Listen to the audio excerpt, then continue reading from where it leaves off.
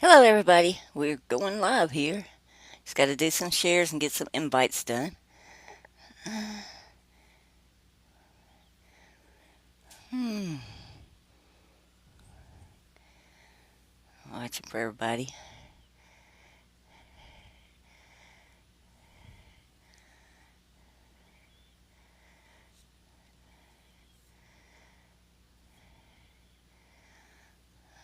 Well,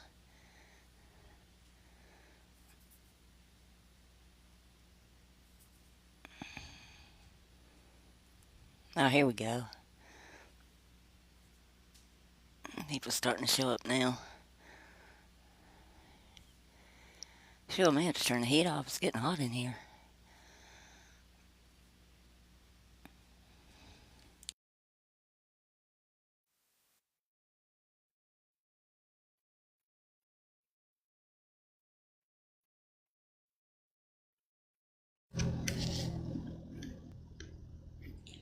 Hey, Tim. I'm waiting on everybody else. I hadn't seen them yet.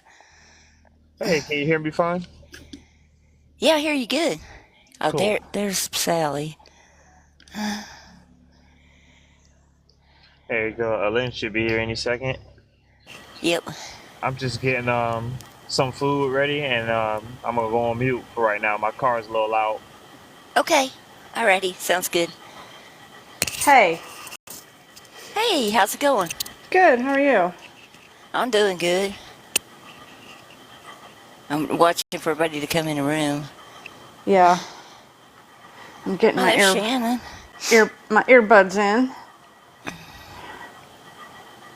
I don't know if Shannon's at work tonight or not. I don't know if he wanted me to bring him up on the panel or not. Shannon, you want to come up or are you at work? Hi, Steve. Glad you could join us tonight live. Tim, Tim's are you getting his there, Tim? food. Tim's getting his Okay, food. all right. He I just sent him a request for Facebook so he can add okay. that, then I'll add him on. Cool deal. Yeah, I Yeah, need I to Hey, add Hi, him to added. mine Marie. too. Hi, hey, Sally. Tim. Hey, Marie. Hey, Aylin. Hey, Maria. Hey Hi. Sally. Hey Hey Marie. everyone. Hey, guys. I'm so glad to see Hi, so Jim many people Bob. here. It's great.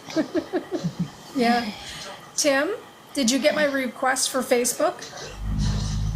Yeah, I did. I'm gonna accept it as soon as I get settled down. Okay, sounds good.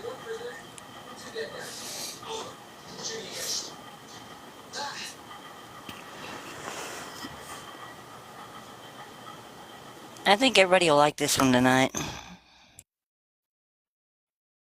So, Kip Owens. I know you said that you were gonna come up, and we do want you to come up. But usually we listen to her for, to see what she has to show us first. So just give us some time, and then we'll invite you right on up. Also, when we get done, I think Tim's got a list of some questions that y'all have asked on YouTube, ones we hadn't got to answer yet, and we're going to try to go over some of those too. So, everybody stick around. We'll try to answer your questions tonight too. Should be a good one.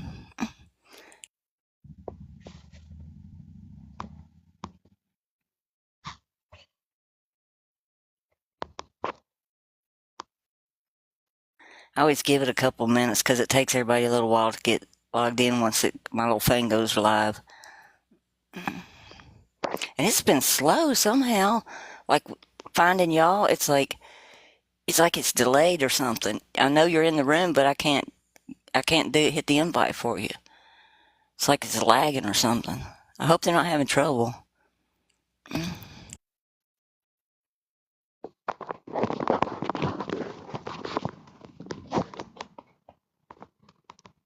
That was interesting, that film I found on TikTok too.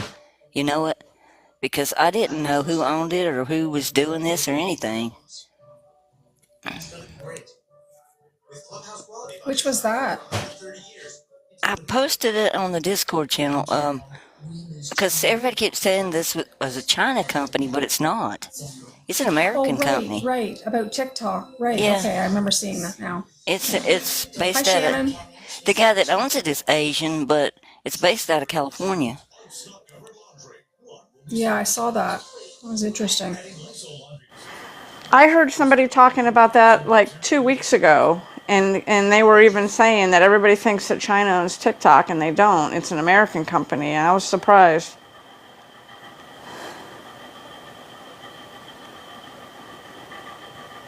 That's probably another rumor they started on purpose, you know what? Could be. Okay, I guess I'll go ahead and get started so we don't run late. Um, Tonight we're going to talk about how Jesus warns about the Lord or Yahweh from the Old Testament. This is one of the hardest things for people to see, but it's one of the easiest things once you see how to do it. So I tried to simplify it a little bit and just give some comparisons and how I found these things, like what brought me to this conclusion. Let's see if I can knock this down for a minute here. I can close that some. Alrighty. It's pretty easy to see sometimes when you look at a verse and you go, my gosh, how could I miss that all these years? Because I'm like 64. I mean, I ask myself this all the time. How could I have been so dumb? But I don't think it's dumb. I think it's just us, and we've been so indoctrinated that we can't even think clearly, you know? But it's like when you look at Psalms 105:25, he turned or transformed their hearts to hate his people, to deal craftily with his servants. I mean, to hate, to turn people to hate. And then we know also, like in the Exodus, he hardened Pharaoh's heart. That's an evil thing being done, okay? But when we look at Jesus and we compare the two, we can say, but I say to you who are listening, love your enemies and do good to those who hate you. He is directly telling us, you know, that we are to do the complete opposite. And he also goes on and he said, but love your enemies and do good and lend, expecting nothing back. Then your reward will be great, and you will be sons of the Most High, because he is kind to the ungrateful and the evil people. So he's given a direct comparison between Father and the Old Testament deity. And I like to call him the Old Testament deity. I don't like to give his name a lot of credence by continually repeating his name. Okay.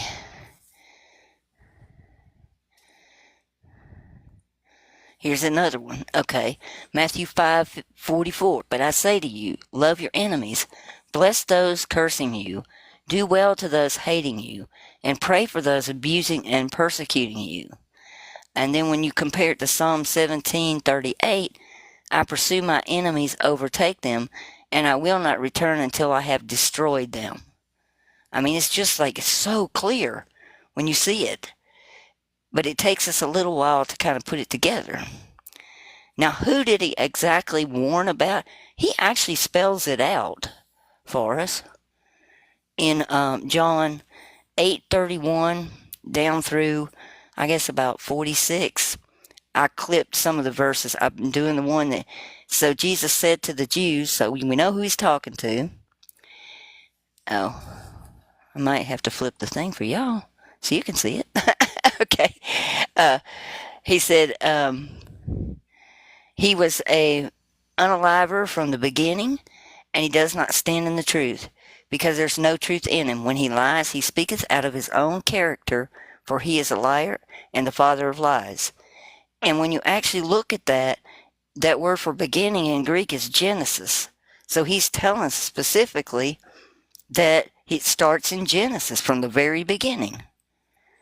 All right. Then when you look at, well, who did he call Satan? You can look at verse 45. Do not think that I accuse you to the Father. Your accuser is Moses, the one that you trust. It's like you're trusting the wrong one.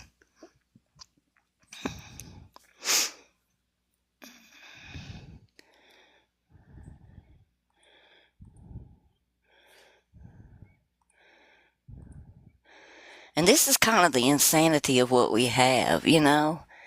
And you got the Old Testament deity up in the Noah's Ark saying, sorry, you're not good enough for me, as everybody drowns. as the world is flooded. And then we have Jesus saying, grab hold of my hand, whoever believes in me will not perish, but has eternal life. You cannot compare the two. I don't care if they're genetically modified. I don't care what the reason is. It's pure evil to destroy everybody in the world but 6 people. I mean, it's just, there's no way you stack it up that it could be, the same.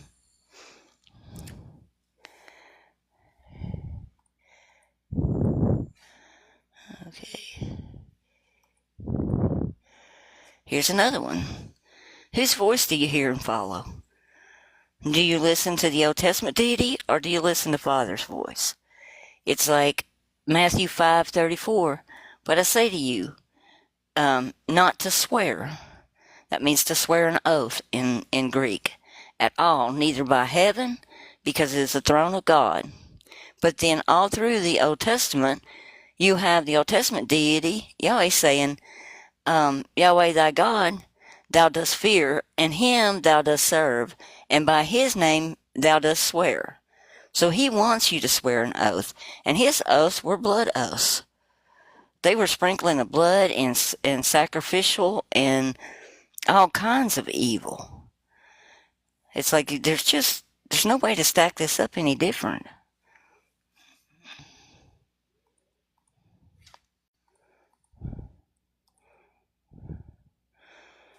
Okay. Here's another one.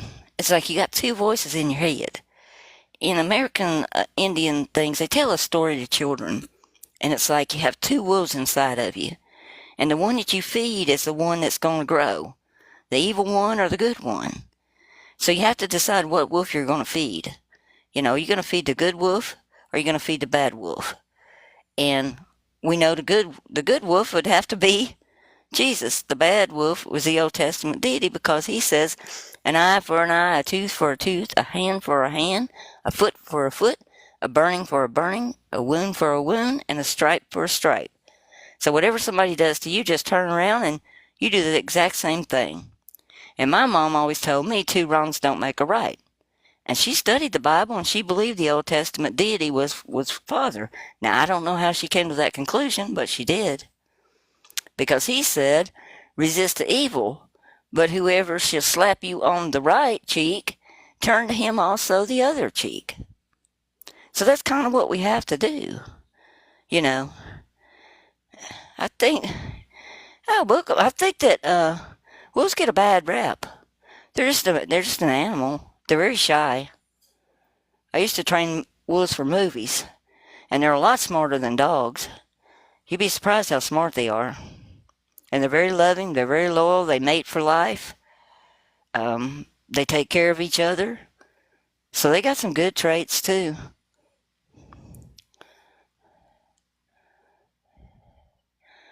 Okay, so you'll ask, how did I come to figuring this out? Well, I just saw such a drastic difference between what I was reading in the New Testament and what I was reading in the Old Testament. And it's like, when I actually broke down the word parable, like several years later, I'm like, oh my gosh, he actually did say compare. But we don't see it because we're just told it's an allegory or it's a mystical tale that we're supposed to try to figure out and what he meant and everything. But he was speaking plainly to us. It's like in Matthew 13:34, Jesus spoke these things to the crowds in parables, and he did not tell them anything without using a parable. Okay, but what is a parable? It comes from the old French or Latin, and it's parabole, and it means to lay side by side as a comparison. That's where we get like parallel bars and that kind of thing from. So when you start seeing that, and he says, I tell you a parable, then you just look at what he's saying. Is there anything in the Old Testament lines up and compares to this? Is there an opposite? Is there something similar? Because he's saying compare it. Okay, like Psalms 137:9 is one that came to my mind right off the bat. It's like, blessed shall be he who takes your little ones and dashes them against the rocks. I mean, that's about as evil as I think it could get. Okay? And then when you go to Matthew 18, and I'm not going to read the entire thing, but it's 5 through 14, he says, "It is not the will of your Father which is in heaven that one of these little ones should perish."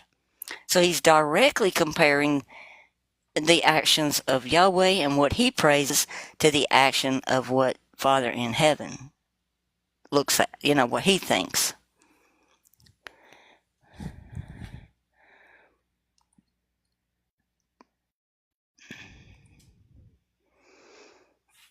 Okay. All right, the next one I found is like, okay, Exodus 32:27. And he said to them, "Thus says the Lord God of Israel, put your sword on your side of each of you, and go to and fro from gate to gate through the camp, and each of you must unalive his brother and his companion and his neighbor." Okay, now what did Jesus tell us in the New Testament? Matthew 19, "Honor your father and your mother, and you shall love your neighbor as yourself." Now, if you loved your neighbor as yourself, would you strap a sword on each side and unalive your neighbor? And everybody's like, "Oh, I follow Torah, I follow Torah." Do you really follow Torah? Could you do that if Yahweh called on you to do that? Think about that for a minute. I mean, it's just kind of crazy. It's like, then Matthew 22:39, "You shall love your neighbor as yourself" again. And it's also in Mark 12:31. "You shall love your neighbor as yourself, for there is no greater commandment than these." It's like he's telling us what he thought, and when you take it as a parable and you compare it to the Old Testament, it doesn't match up. I wonder if this isn't why they're in Revelation it says that the books will be open and people will be judged by what they did. Because it's kind of like, I don't know how we could continue to read these two different separate books and keep meshing them together saying it's the same person, the same Father. And no, I'm not a Marcionite. No, I'm not a Glasnost warrior reading 100 million different texts. All I did was take the words of Jesus and compare them to what we have in the Old Testament. Okay, here's another one, Matthew 5:45. "That ye may be little children of the Father which is in heaven. For he makes the sun rise on the evil and on the good. He sends the rain on the just and the unjust." Then we go over here and look at the Old Testament, and he's saying, "Then the displeasure of Yahweh shall burn against you, and he shall shut up the heavens, and there will be no rain. And the land will not give an increase, and you shall perish quickly from the good land which Yahweh has given you." And that's Deuteronomy 11:17, if you want to write it down. This will be on that thing. I think y'all can see this clear enough. I hope so. 1 Kings 8:35. "When the heavens are shut up and there's no rain because they sin against you, then they pray toward the place and confess your name and turn from their sin because you afflict them." It's like he's saying, if I afflict them and I do harm to them, then they're going to turn and profess my name and pray to me. It's kind of a twisted way.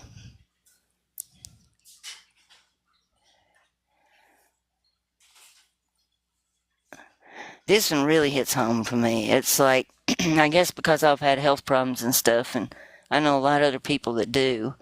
It's like in Matthew 15:30, the large crowds came to him, bringing with them the lame, the blind, the crippled, the mute, and many others. And they laid them at his feet, and he healed them. Then we've got all these other places in there where he healed them. We've got Matthew 17:18, Matthew 19:2, Matthew 21:14. I mean, there's just tons of them. But then when you go over here and you look in the Old Testament, at Yahweh in Leviticus 21, which is one of your main books of the law, it's like, "And Yahweh spoke to Moshe, speak to Aaron, saying, No man of your offspring throughout their generations who has any defect is to draw near to bring the bread of Elohim. For any man who has a defect is not to draw near. A man blind, or one lame, or disfigured, or deformed, a man who has a broken foot, a broken hand, or a hunchback, or a dwarf, or a man who has a defect in his eye, an eczema, a scab, or he is a eunuch. No man among the offspring of Aaron, the priest, who has a defect is to come near or bring the offering made by fire to Yahweh. He has a defect. He does not come near to bring the bread of his Elohim.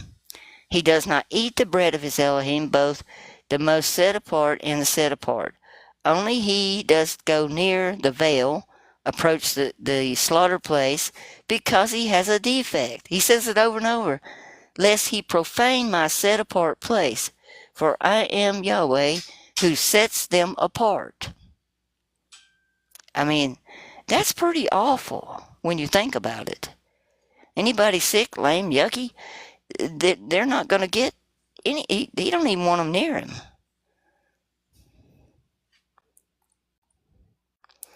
Here's another big one. Let's see. Flip the card. Okay. Matthew 7. Judge not that you be not judged. Don't judge people, you won't be judged. Luke 6:37. Judge not, and you will not be judged. Condemn not, and you will not be condemned. Forgive, and you will be forgiven. And yes, as hard as it is sometimes, and as awful of the things that people do to us, we still have to forgive them. You know, it's like, and we have to do that over and over, because we may do a horrible, awful thing also. We're not perfect either.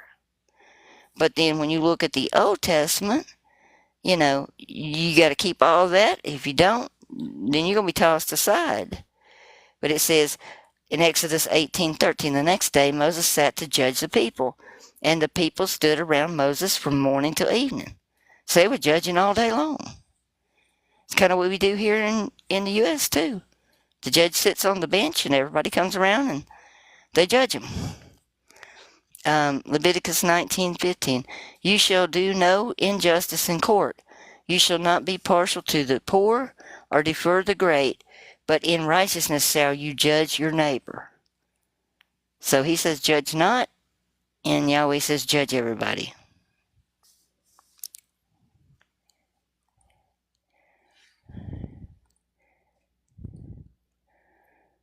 Okay, here's another one. Matthew 6:19. Don't lay up your treasures for yourselves here on earth, where moth and rust consume, and where thieves break in and steal, but lay up for yourselves treasures in heaven, where neither moth nor rust consume, and where thieves don't break through and steal. For where your treasure is, there your heart will be also. But what does Yahweh say? Psalm 17:14. From men by your hand, Yahweh, from the men of the world, whose portion is in this life, they fill their belly of your cherished ones. Your sons have plenty, and they store up their wealth for their children. Completely opposite, polar opposite. It even says, like in the Old Testament, in Deuteronomy and all, he's going to curse those that curse you and bless those that bless you. And I mean, it's just like a whole long list of stuff. It's like if you do good to him, he's going to give you everything down here. But then he says you're going to be dust to dust.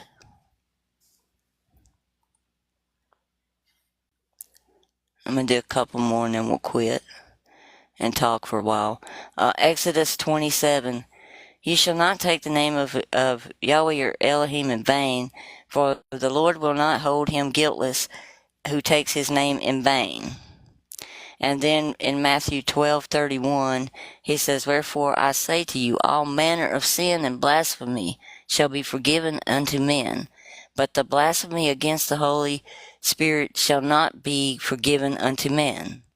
But he that shall blaspheme against the Holy Spirit hath never forgiveness, but is in danger of eternal damnation.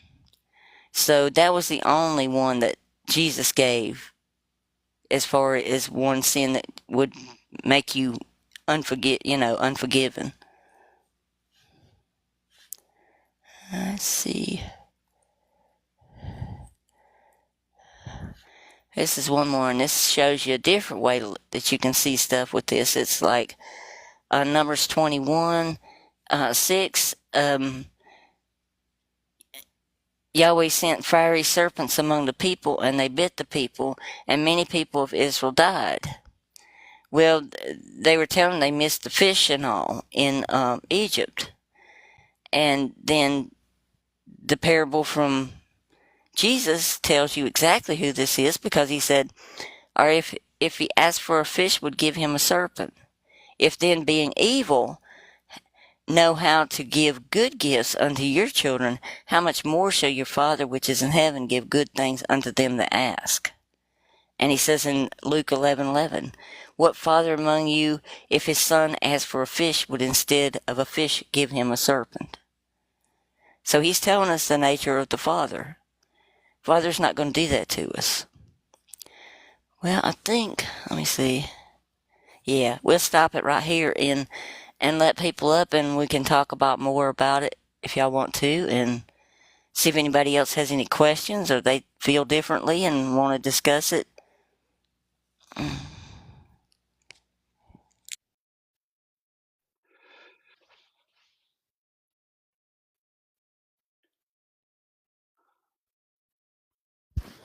How you doing, Kip? I'm doing good. Can you hear me? Yes.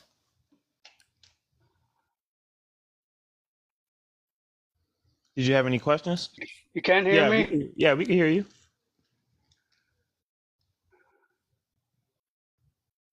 We had one more requesting, but we don't have another slot, so we'll hang off just a minute and see what Kip has to say, and then I'm we'll doing invite good. the next How one. is everybody doing? We're doing good. Does it seem like he's lagging? Maybe.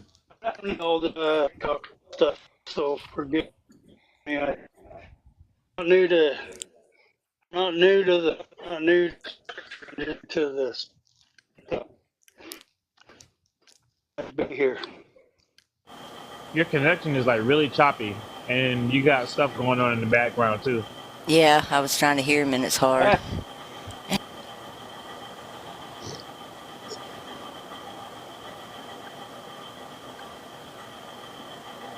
What are you at a laundromat? I can't hear anybody.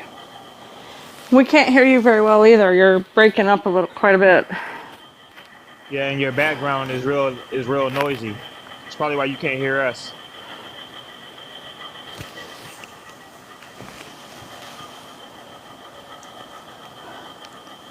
I let Chris up. I think this is Chris. Kip, we can't hear you. There's too much noise.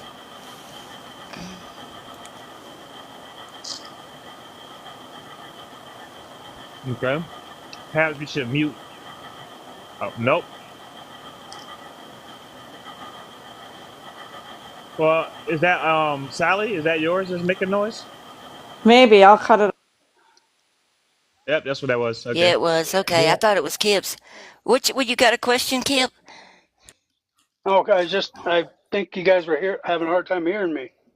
Oh, we were. Now I We can hear were, you but we pretty can hear you good. now. Yeah.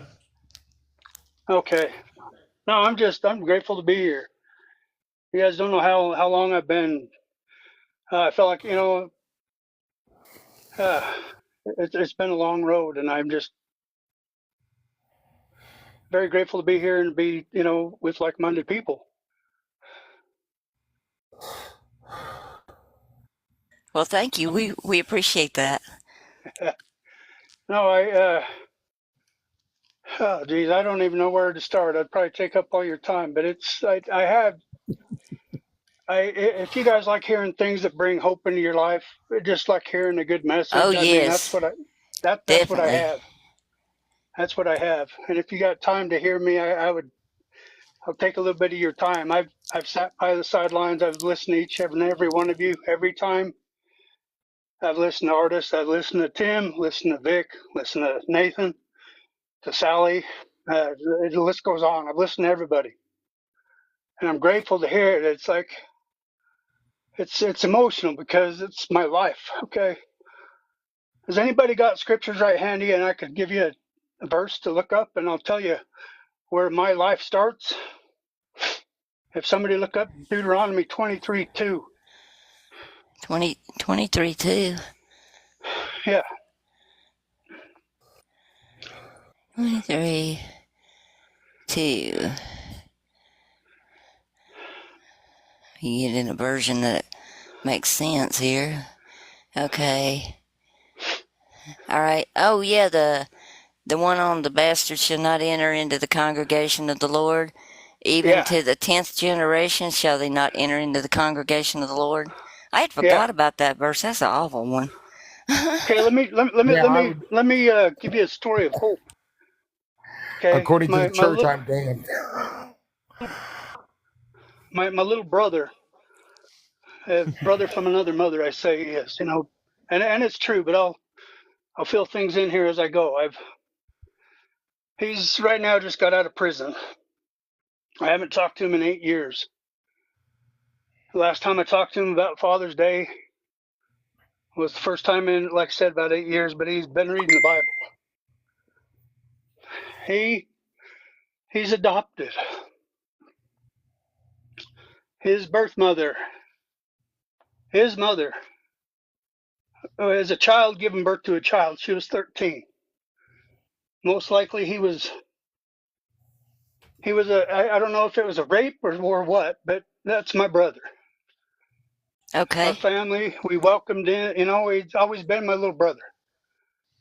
Hey, Kip. Nothing's ever changed that. And to read that in Deuteronomy, just that it outraged me, and I had read the Bible several times. I had read it. And so then I get to where, I start actually almost like you guys, like not the Hebrew roots, but kind of Torah observant, Sabbath and all that.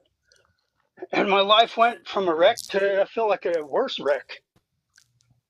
I I get worked up, and I'm sorry, it's like emotional. It's my life, and it's been a journey. But I feel like it's been put on my heart tonight. I tried about a month ago to talk to everybody, Can't hear and I you right could. now. If you're still talking. Are you I still could there? hear him. I can hear him. Oh, okay. Dang it, that was just me then. What the heck? By the So way, Who Kip, is Tim? try not to use the R word. You know, what are ape. huh? The ape word. Ravaging. Oh, The great. ravage. Okay. Yeah, yeah, I usually say Yeah, okay. So ravaging instead. yeah. But so go ahead. Sorry, anyway, brother. That happened. I'm 58 years old, and he's 2 years younger than me. So that's how long ago. And I mean, if I apologize for using that word. Um, but No, we don't mind it. It's TikTok that minds it. yeah, I know. Well, you'll probably catch me here and there saying things that I might, because I told you I'm new to this. You're fine, sir. I'm new. I'm new to restrictions. Okay. Most of us here So are old and not used to censorship either, except Tim. and who are you talking right now? What was your name? I'm Chris. Chris. Okay. Yeah. Well, it's the So label's lover of truth, Chris. yeah. Okay. So I've listened to everybody speaking, and it's just as okay. I found artist video, and that was probably clear back in about March, about the one of Yahweh being Satan or whatever. And I set it aside. I did. I saved it, and I was going down.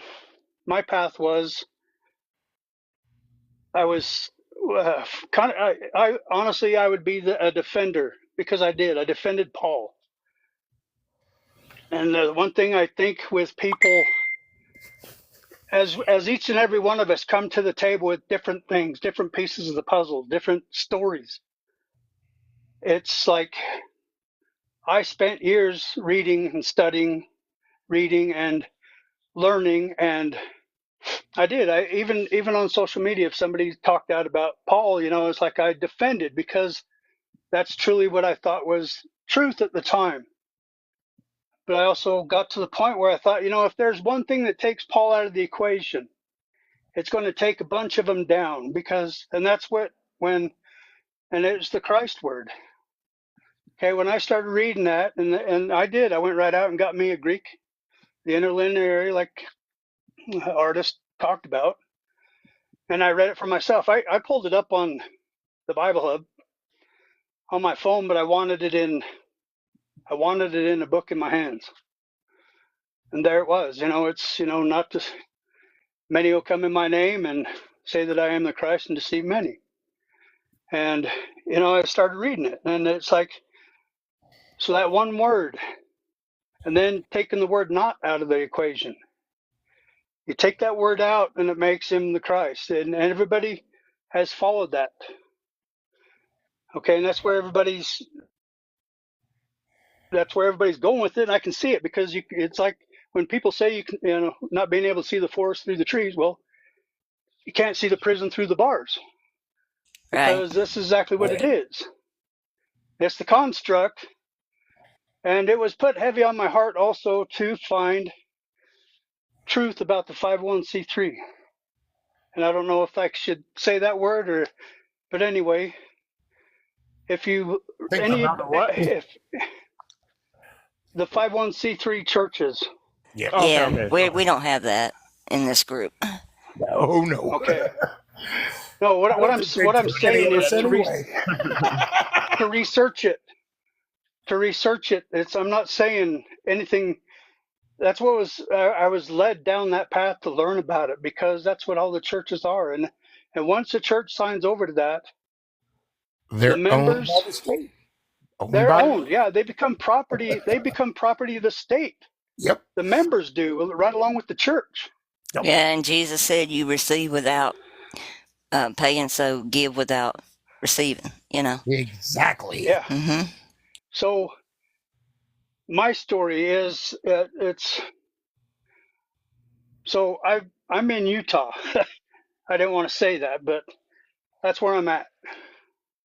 And I was raised Mormon, okay, until about 14.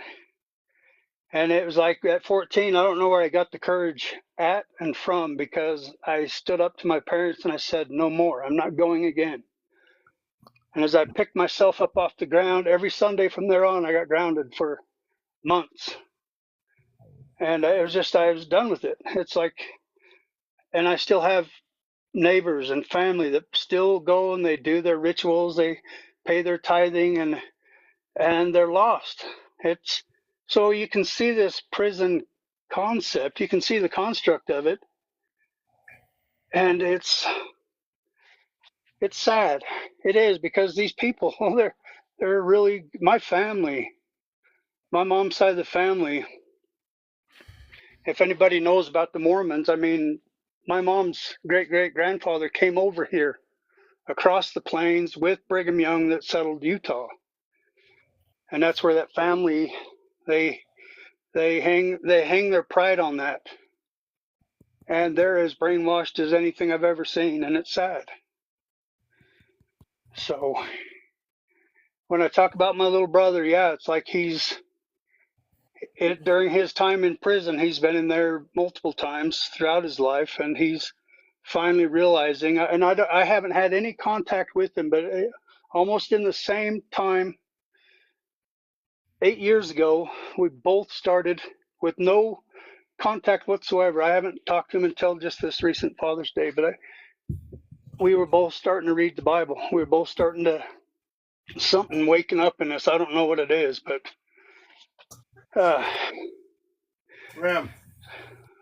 so you guys can all still hear me? Oh yeah. Okay. Well, my story is, and this is to all you mothers out there, yet to be mothers in the future, any of you that have had kids, okay? And this is where I wanted to share this because of my little brother, but my story is like his, okay? I was adopted as well. And I fit that Deuteronomy 23 category right to a T. And I thought, if there's ever You know, how could a God be so hateful? I was an innocent child. That was nothing to do with me. But the one thing that later on in life, and just the last few years, and especially these last few months after watching your videos, is there's been something put on me that's okay. If that's the way that it is, if those children cannot be in the congregation, okay, they can't be part. It's like I feel that me and my little brother, both of us, I feel like we've been in the hand of the Father since. And maybe you won't understand it, but I don't know how many of you are adopted. But I happen to be. my I happen to be adopted. well then did you ever meet your parents? I did not. I grew up in a very loving adoptive family, and I never searched And them out, and I never met them. so did I. I did, and it wasn't until it was a big gap in my life. It was a big hole. You know, I thought as a child, I thought my parents was my parents. You know, I even asked my mom if where do babies come from, and I remember how old I was. It's right around kindergarten. She told me I came from her tummy. You know, and so that's what you believe as a child. And so it wasn't until me and my brother were standing out in the driveway one day getting ready to go to scouts, and the neighbor girl was talking to us. There was a bunch of us standing around, and something brought up the word adoption, and my little brother said, well, we're adopted. And she told us and she said, well, it means your parents didn't have you. They took you, somebody else had you, they took you in. I don't know, I can't remember how she described it. And I said, no, my parents, no, that's my mom and dad. And she said, no, they're not. And I tell you what, finding that out at 8 or 9 years old, it's like, it's almost where the turmoil started in my life. You know, I grew up with learning disability, with dyslexia, and mild colorblind, not just mildly, but enough to affect me. But I was running in and out of doctor to specialist to psychiatrists Bless because your heart. you know, I was broke, and my mom kept running me to all these doctors and artists. Just so you know, my mother, she was an art teacher.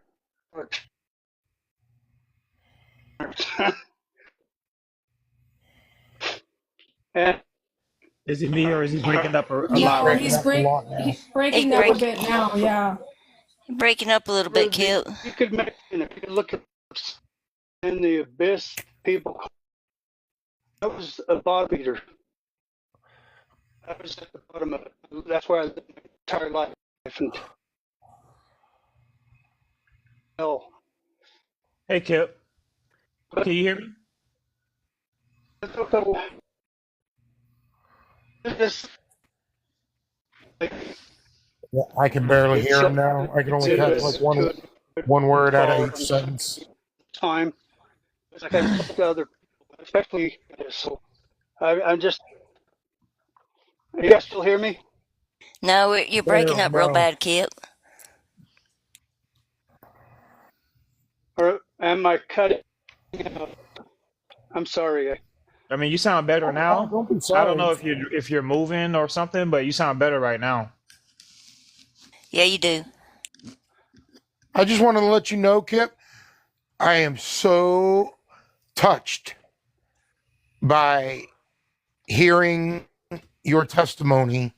Just amazing that you strike me as the type of person that doesn't open up much about this kind of stuff. You took a while to come up and talk to everybody after being here. I'm proud of you for that. That's amazing to share it. It gets things off your chest. It gives you healing and opening up to healing and freedom. And that's really hard for a man to do sometimes. So super props for that.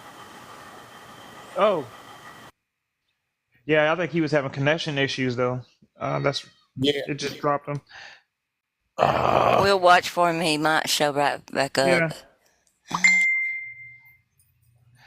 Yeah, that's a I got him. He did. He showed right back. I'm Oh, gonna okay. invite him back up. There he is. Hello? Hey, Kip. Hey, Yeah. that's better. I don't know why my phone's doing this, but I guess it's anytime you're trying to come out with the truth, it's like you get put down. True. Hey. That's very Yeah. true. So I don't know where you guys heard me last, but I was just trying to Well, the last thing I heard was you said that explain my story. you found that you heard the word adoption and they told you what it was and Yeah. uh and So you say you've been hurt since then. yeah, it is. Well, so anyway, in 2004, and just so you know, my parents adopted 5 children. Okay, my older sister, she's adopted and her husband is adopted, and so they wanted to find out because of their hereditary. They wanted to know their background in case they had problems with their children. So they actually found a lady that was a search angel that did. Anyhow, she found my sister's mother and actually found her husband's mother over time. It took a lot of time, but this lady did this for him, and so she ended up giving that lady my information. She talked to me about it and asked if I had ever found anything, and I said no, I'd quit looking. And so she gave the lady my information, and in 2006, she had found her a couple years later, and so are you still? I don't want to keep talking Yeah, if I'm No, we can cutting hear out. you. Or We we can hear hear you you. good now. okay, so uh, anyway, she lived in Alabama, and so and when my sister was the one who reached out to her, and this is why I know that the God of this world is a hateful and a spiteful, jealous God. He's not the Father, not Abba. I'll paint that picture out for you because my sister, when she called her, she told her, I've been waiting 40 years for this phone call. And my sister, when she turned around and told me that's her, she wants to talk to you. So I called her up, and it was, I mean, she was just a very salt of the earth, a genuine woman, and Southern as all get out. And so later that fall of 2006, I made arrangements to go back and visit her, and I did. And when I got there, I walked up, and she lived up in the mountains and lived like on 9 or 10 acres of property and just a little farmhouse style setting. And there she was standing on the porch, and it was emotional after 40 years. And so when I walked up to her, she gave me a hug, and she gave me a kiss on the neck, and she said, "I love you, son." And she goes and she paints out the story. She wanted to tell me in person what happened and why. And she had 2 sons, okay? So they were older than me, and when they were little, her husband was pulling a car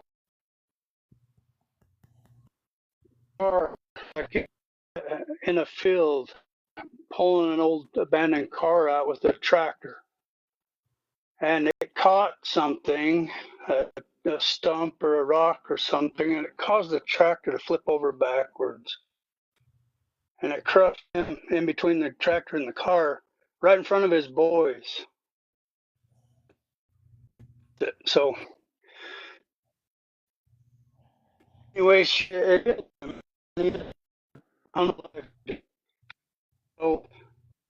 Uh, you're breaking up pretty bad again, Kip. that relationship with somebody, and I don't know what it was, but she ended up pregnant, and things didn't work out.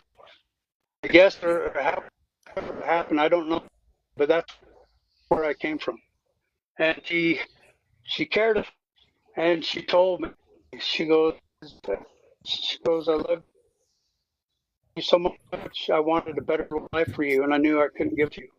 And so she was family adopted me from in California. So,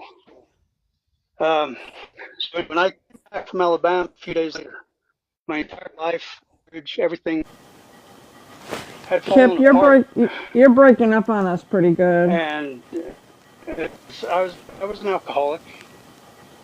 That time things were under control, but then I lost it.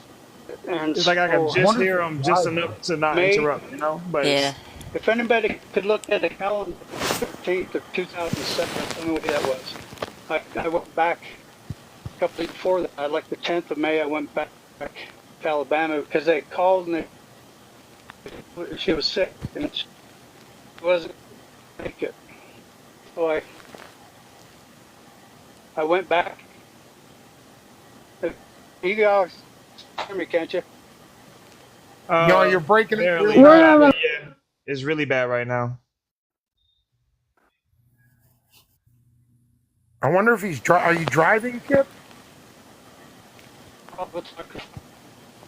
Yeah, it's pretty bad right now.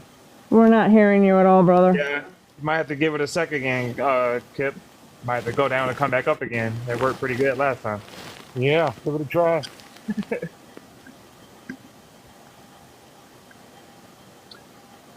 Um, Kip's been following us for a while. He said he sent me a message before the show.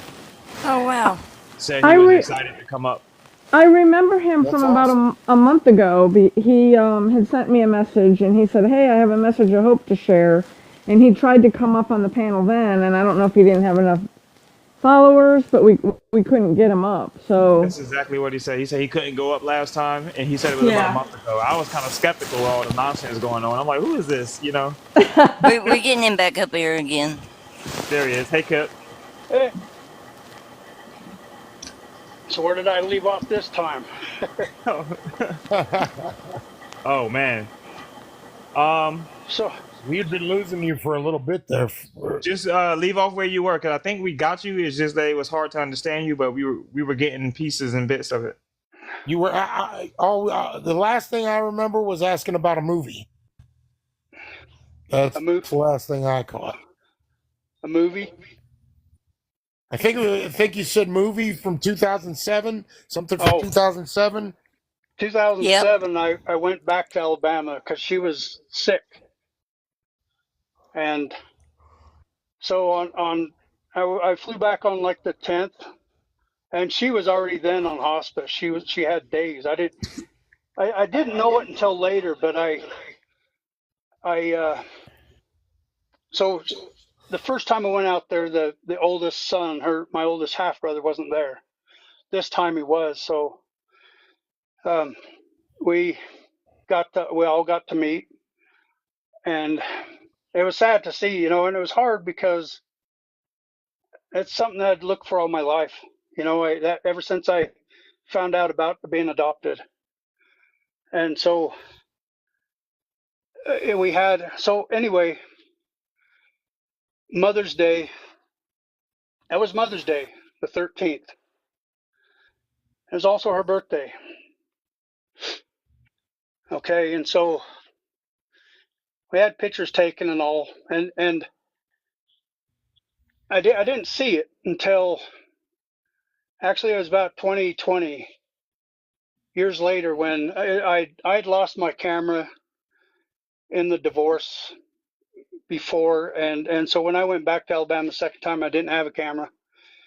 But everybody took all these pictures, and we had a good time. But I just got to where she uh, she went from almost like days. It's like having all four of us there together. Because afterwards, she got married afterwards later and had a third son, actually a fourth son. But so I didn't want, it's like, I didn't want that to be the last thing that I remembered, you know. And the hardest thing was I decided I was going to, I stayed there for like 7, 8 days, and it was supposed to be like 1 or 2 days. And I just kind of took off from my work. I went back on a red eye, and I think with me being there and the four of us getting along, hope. I think she was running on hope. She was. I don't know what it was, but I didn't want to leave, and I didn't want to be there till the last day. And that was the hardest thing to talk to her, the most uncomfortable thing, and the hardest thing. And I told her, I said, I've loved you all my life. I feel like I've known you since the very beginning, and it's not the way that I want it to end. So I got to see that. I got that closure. She got the closure. And 1 month to the day after Mother's Day, she passed away. But the picture that I had, my cousin sent to me in 2020, and I have it on my fireplace, and it's the four of us standing together, her four sons standing together. It's Mother's Day, it's her birthday, it's the last of everything. A month later, she was gone, but something in me said, look at that picture through her eyes. And when I did, I just started bawling. I was like, so then to hear this of my little brother, and just know that there's another brother between us. I have a younger brother and my youngest brother, but 2 years ago, he was over at my house, and we started talking, and he started reciting scriptures. And all three of us I had my share with alcohol. I tell you, alcohol and some drugs. I said,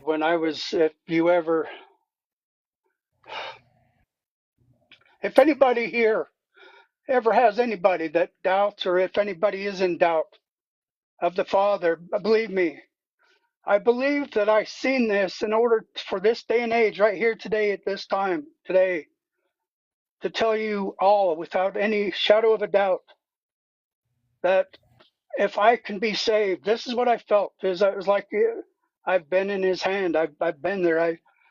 I don't know how to explain it, but to see my little brother and my other brother, all three of us in the same time frame, coming together out of nowhere, defying all odds, is what, for that picture to be taken on the day that it was taken, under those circumstances. They do not exist in this world.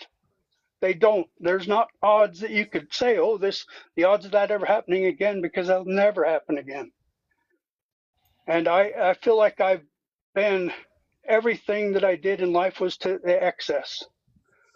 Alcoholism, 4 times I was in the ICU with alcohol poisoning and rehabilitated and back out. And I just, I went through the AA. Anything man-made failed me. And finally I started just turning. It's like one day, and it was in the AA, in the hallway, I seen this, and I'm sure you all remember the footprints. It's the poem. Oh yeah. The man who had the dream. And when I was a little kid, my parents took me to church. I remember the only thing, because I had dyslexia, and my mind was restless. Nowadays, you'd probably be some sort of ADHD. But it was the only thing that ever calmed my mind and brought reverence into my mind and my heart, was the pictures of Jesus as a little child, 4 years old. And it Wow. was nothing ever changed that. It's like they didn't teach you Christ. They didn't teach all this. No, but what they did, the Mormon Church, what they do is when you become a member, when you get baptized, they do the switch. They take Jesus out of the equation and they put in Joseph Smith, the founder of the church, and all this garbage. And, but that picture that I've got, and that was just the start of things. In 2014, I was at the epitome of my alcoholism. I was divorced. I was on my own. I was living in a shack. I was just one paycheck above homelessness. And my dad had passed away the year prior. And one day, well, several days prior, I had gotten out of the hospital for my number 4 rehab. And I went to go see his grave. He had just got his headstone put in that fall, and I went out to go see his grave. And before I left town, I got this urge to go gas my truck up, and I don't know why. Well, so I went the long way out to the freeway after I got gas, and when I did, I right up the road a mile, I lost control of my truck and I rolled it, and I rolled like 5 times down in the median, almost into the oncoming traffic, and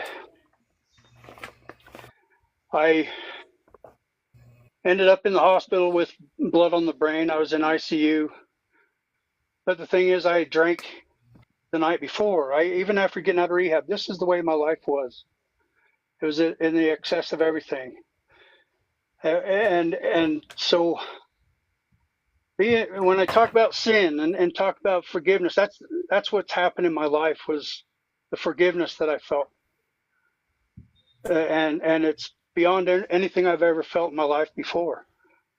And that day that I seen that picture, and then I had this, I don't know where this voice came from, but it's like, now look at that through her eyes. And when I did, it's like, that's what she's seen before she left this earth. Come on, I don't want you on me. Too big to be standing on. I'm glad you came on and shared with us. You said you've been following us for about a month now, right? Yeah, I have. Do you remember when I spoke about the plants, about how they how if they grow in perfect conditions, that the medicine that they become is just average. It's not that strong. But if a plant has to go through a lot of stuff, maybe an infestation, Yeah. it makes the medicine stronger. And right now you sound like good medicine. Oh yeah. This Yeah, does. it is. Okay. Let me tell you another part of this. These things that happened in my life, that wreck that I had, when I had that feeling, I needed to stop and get gas.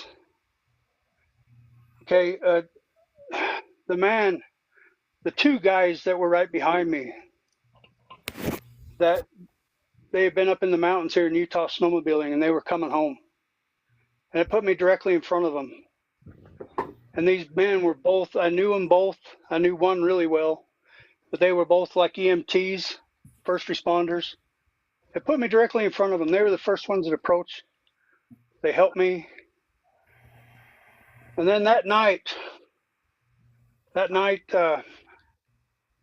in my hospital room, they came down to see how I was doing. And before they left, they both gave me a hug and said, "We love you. We know you're going through some hard times, but we love you." And they left. Okay, and then a couple years later, the one that I knew really well, the one that actually was the first one to get to me, in 2021, Valentine's Day of 2021, he rolled his truck into the same circumstances, and he got killed. And I found it out, and I mean, it devastated, because I wanted to talk to him, to go and tell him at this point in time in my life that I was doing better. I wanted to thank him, and I never got that opportunity. So that's one thing that's really been on my heart, is anybody that, when you have that opportunity, to speak from the heart, regardless of the circumstances, to do it, because I missed out on that. But here's a strange thing. When the other man that was with him, his name was Jim, and he came to my house once, and we got talking about it, and he said, we've gone up and we've snowmobiled for many years doing this. And every time that we've gone late on Sunday, we snowmobile in the morning and we pack up and come home later. And he said that morning, and this guy's name was Darren, and he said, Darren said that morning we had to leave. So it was worked on both ends, and this don't happen in this world, okay?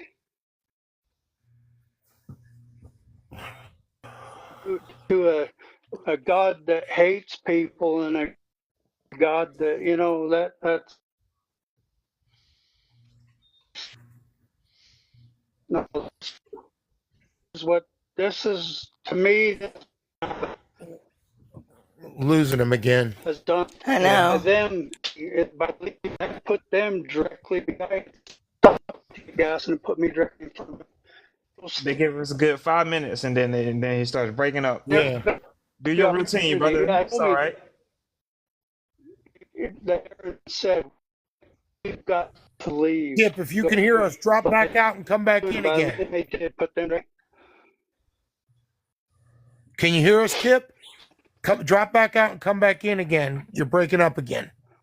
My mic. How's that?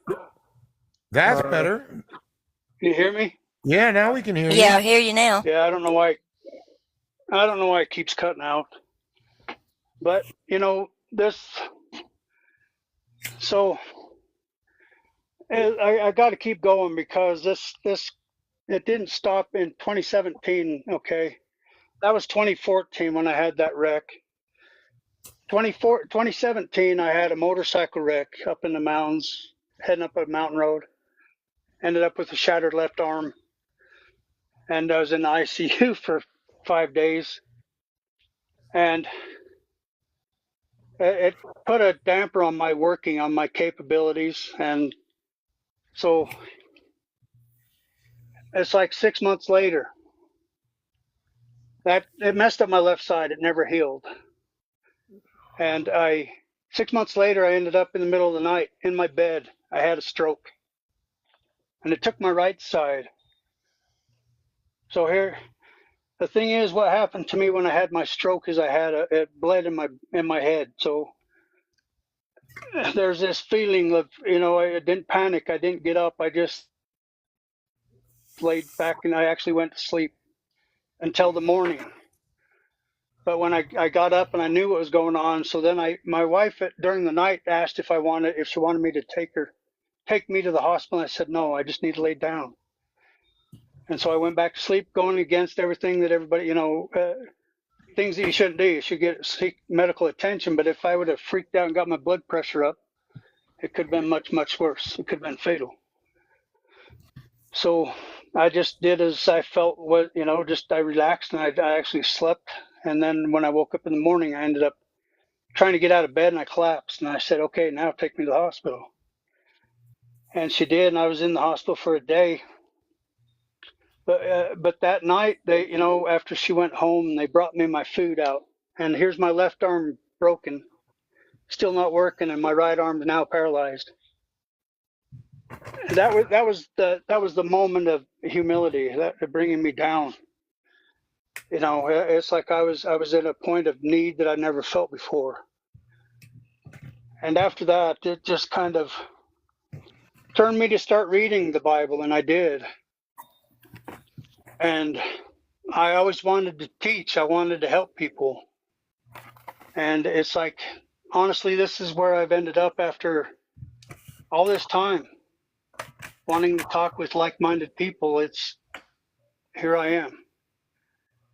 And if anybody ever doubts, anybody has any of those doubts about being saved, it's like, you know, I come from the bottom. I come from the back. I come from the absolute bottom of the abyss. And I know where my heart sits, and I know whose I am. And it's not the God of this world. It's not. So We're very glad you're here, Kip. That is an I'm glad to be here. testimony. Oh, it's like, you know, You heard me tell you about my mom, didn't I? About her being an artist Mm-hmm. and a trauma nurse. And then she Wow. lost a really close friend of hers. She lost a friend of hers. He got hit by a semi and died in the emergency room right in her care. I mean, the lady was, and it devastated my mom. And after that, she went back, got her master's, and got into the administrative end of it all. And that's where she kept going until now. She's retired. She's 84 this year. But yeah, anyway, that was on my heart, and I needed to share it because last time I literally felt sick from just all the nerves, and it's like trying to tell everybody this. And you know, if you yeah, like if you understand the adopted children. So when I got to meet her and understand the circumstances, it was by all means, in the description of the word, I was an illegitimate child. She wasn't married. And I ended up. So I was created in Alabama. I was born in California, and I was raised in Utah. Yeah, Father in heaven loves you. That's for I, I sure. yeah, I've I've lived the school of hard knocks. I've been to the bottom, and that's exactly it shaped the way that I am, but it doesn't change the way that he loves me. It doesn't change anything. But when I did read it, I couldn't put how Jesus could be the son of that. That was something that just didn't sit with me every time that I read it. Yeah, me either. But Yep. I started spending more time focusing on Paul's writings, the New Testament. I've been through the Bible about 3 times. I've gone from the New Testament to Revelation. I don't know how many times, probably 12, 15. I went through Paul's epistles probably 25 times. And Revelation, it still doesn't make sense to me. I just can't.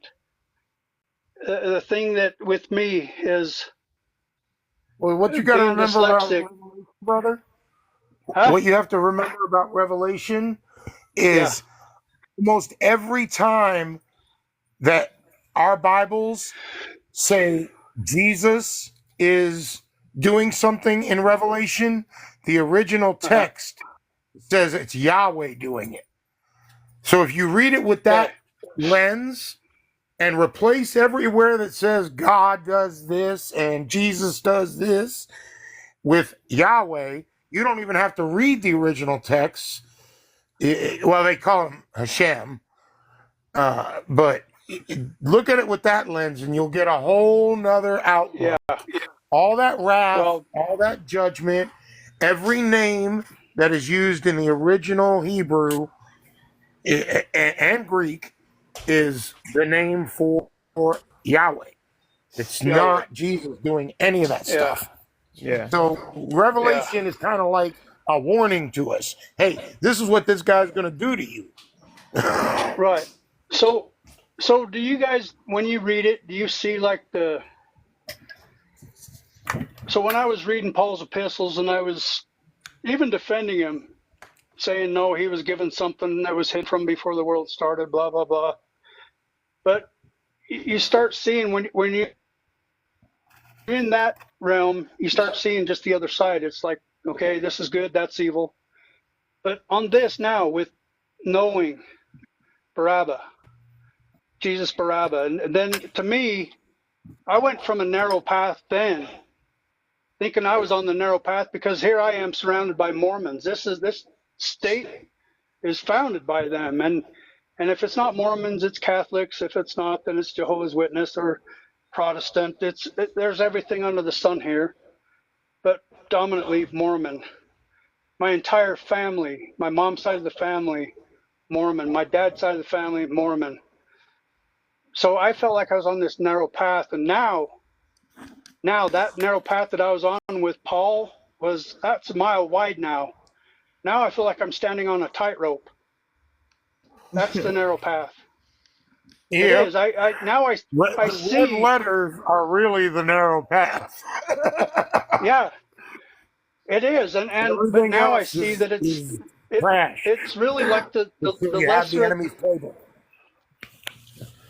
when you look at it in that sense, it looks like it's the lesser of two evils when you look back at it. If you're standing Yep. on that fine line, you're looking at the lesser of two evils. Either you got Yahweh or you got Christ. That's the way I look at it. It's Yeah, like maybe politics. huh? Basically, like politics. Yeah. Well, and like when you're talking about Yahweh in Revelation, I didn't have to see much further past Deuteronomy. If that's if that's the way a God of this earth is towards an unborn child, I want nothing to do with him. Wash my hands of that, and I did. Yeah. It's like I want nothing to do with it. I did. I put down my book for a while, and I ended up ordering that interlinear Greek. I ordered that up. I read it when I got it. So Yeah, it's a guy. There's a guy I work with named Dan. He asked me all types of questions, and he's like, you know, what about all the people of the Old Testament before Jesus came? How did they know, and who came to let them know? But I'm like, the life in us tells us what we want, what we Right. don't want done to us. yeah, You see what I'm saying? And that's how yeah, we know what not to do to others. So if you see yep. a guy out here dashing babies against rocks and Oh yeah, not fulfilling his promises, yeah. Or why would you start a relationship with him? well, And what why about would him Right. when he unalived Aaron's sons? What was that for? yeah, When I they're mean, two. there's countless examples, but what I want Yeah, to focus Oh on yeah. is the poor decision making of the people themselves, and this is the yeah, reason why they can why he says that we chose this like we keep choosing to serve others. yeah. You know what I'm saying? So how do they figure that they think that we came here, that we've been held captive from? Is it just by the construct of the way this was built by Yahweh? I think it's in multiple ways. Um, Well, so because it says that he guarded them from the tree of life after they Yeah, sinned. He put these spirit bodies inside of fleshly bodies, right? And yeah, now your spirit can't escape your flesh. And I believe that we would be able to go up and attempt to go past the firmament if we didn't have our flesh and blood attached to us. yeah, And so so Tim, you basically, hitting on some stuff that I've been talking about for the past 3 days. Stalin. Like, wait, and then I actually was coming in to share. You keep hitting it. I just wanted to let you know, man. That's like confirmation. Like the tree of life has been what I've been telling everybody about for the past 3 days because I had like this revelation about it, like absolute proof from the very first chapter, from the very first beginning, absolute proof that Jesus had nothing to do with the creator of this environment because yeah, Jesus says that the Father tempts no one, never tempts. He never tempts anyone. What is the tree of knowledge? What was it done? He put it in the garden and tempted them and literally said, of this tree, do not eat. Because I don't want you knowing stuff. But I'm yeah, tempting you to fail right from the gate. yep. well, Well, so I what do you just meant think? figuratively, like that he's basically there's multiple examples of Yahweh, stopping us from getting to the right path. You know what I'm saying? Yeah, Uh, Yeah, yeah. I think our bodies are. Everything is He law. asked if we were captured, and there's the verse that artist brings up all the time, where she says that he came to pay for us, pay a ransom for us, and in Hmm. multiple ways we're trapped because we're stuck underneath the firmament, and also our spirits are stuck inside of flesh and blood. While Jesus said that flesh and blood won't enter the kingdom, right? So I think that's the reason why when we unalive, you know, that's when we have a possibility to get into the kingdom right there, to at least go up, and because you can go through objects as a spirit when you're only spirit and your flesh and blood not attached to you. I can go through this wall right That's now. something else I've been getting on is the great. I think this is just my theory, but I think the great white throne of judgment is the final trick that Yahweh uses. That we get because he's gonna tell you oh, you weren't good enough. Oh, you weren't good enough, so you have to go back down and try again. You're going back to hell. You're not good enough to enter the kingdom. The great white throne of judgment, I'm saying that you're not good enough. And that's the final trick. And you got to be like, no, no, no, no, no, no. I want to talk to the real guy. I want to talk to the boss. It's like when you're going into a store to talk to a manager. You got the assistant manager trying to Oh, stop. you that lady that's always asking for the Yeah, owner. right? And then the owner comes and say the same thing that the manager says. She's like, "Oh yeah, well I want to talk to your Right. boss." You Oh, know what I'm damn. saying? I think Yeah. that's what the All great right. white throne of judgment is going to be like. And you got to be like, nope, nope, nope, nope. I want the real daddy. I want Abba. Let me talk to Yeah, him. Karen. There we go. I'm sorry. So, okay, when it comes to the creation of the earth, Go ahead. Yeah. do you think that the Father created the earth? I do that actually. I'm unclear on, but I know that so here's my take on it. Well, No, so once I okay, but figured so out that so the world. yeah, yeah. So I'll break it down for you. So once I figured out that there were only two realms created in in Genesis, in creation, there was the waters from above and the waters from below, and the below the waters below translates to the abyss. So when Yahweh was cast down here, Well, that's where we're at, right? yes, we're in the abyss, but Yahweh trapped our souls in the flesh to keep us here in the abyss with us. And I think the great white throne of judgment is the last Well, trick I think he to keep kidnapped us us here. in some way from the garden. Yeah, I don't know yeah. how, why, whatever. But like I artist think said, it goes along with the Nag Hammadi's teachings of he's stolen a part of the divine spark. That's why Jesus said, "Know ye not, ye are the temple of God." Get getting a lot of Because he's letting us know that we're echo. holding. I What's don't agree. that? I don't agree with us being the temple, Huh? because Jesus said he was the temple, and that you know, I think Paul was the one that was pushing that we are temples. I don't think we are. Let, We should dig into that because let, let me I'd like to dig let me into that tell you. more. hey, Um, hold on real quick, guys. Artist, that'd be a good topic to Yeah, yeah. study and bring Let's up one dig into day. that. But Yeah, yeah, because I'm not positive. I'm never dogmatic about anything. That when I say that I think, this is what I think. I'm not saying that this is law. This is Yeah, I how it is. know. I know, and sometimes I've changed my mind on what I thought too, because Right. as I learn more things, it's like you.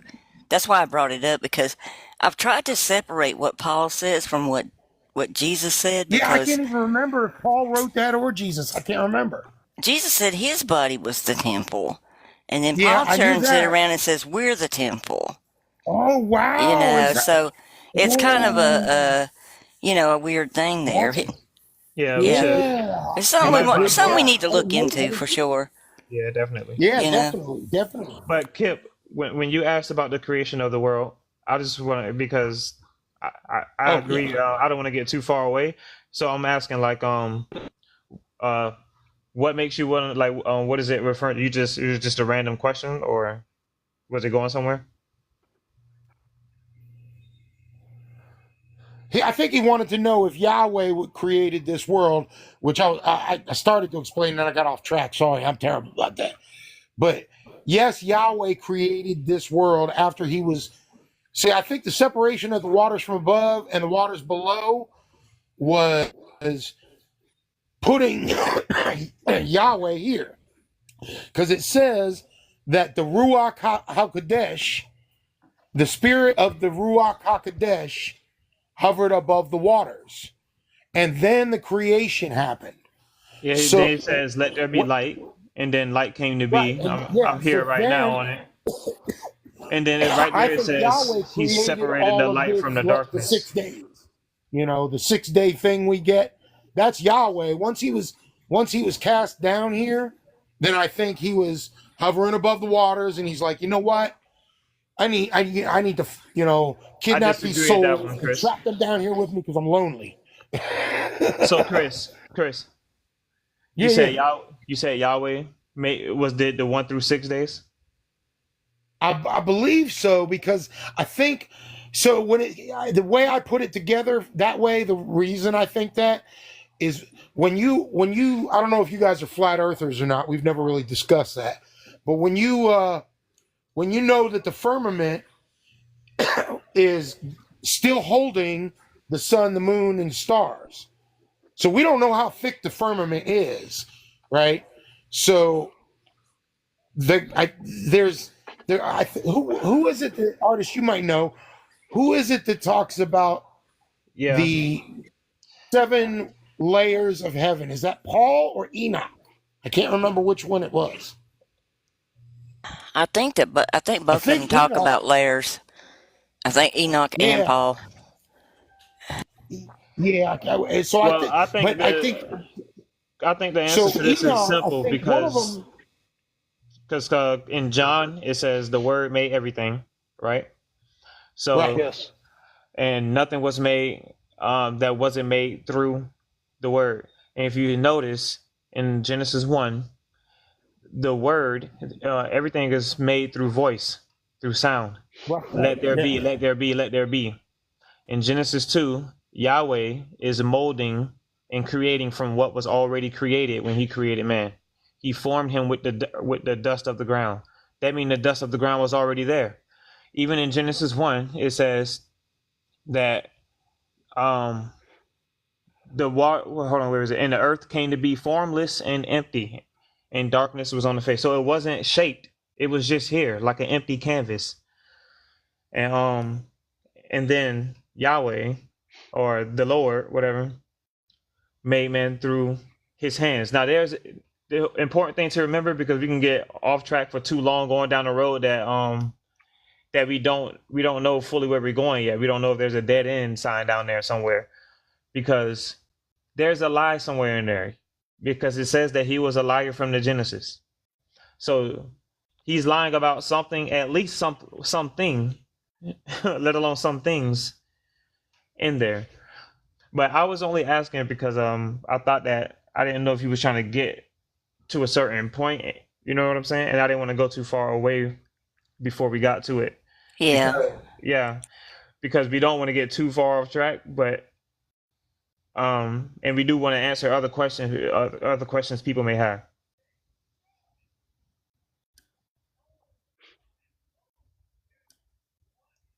But yeah, go ahead, Chris.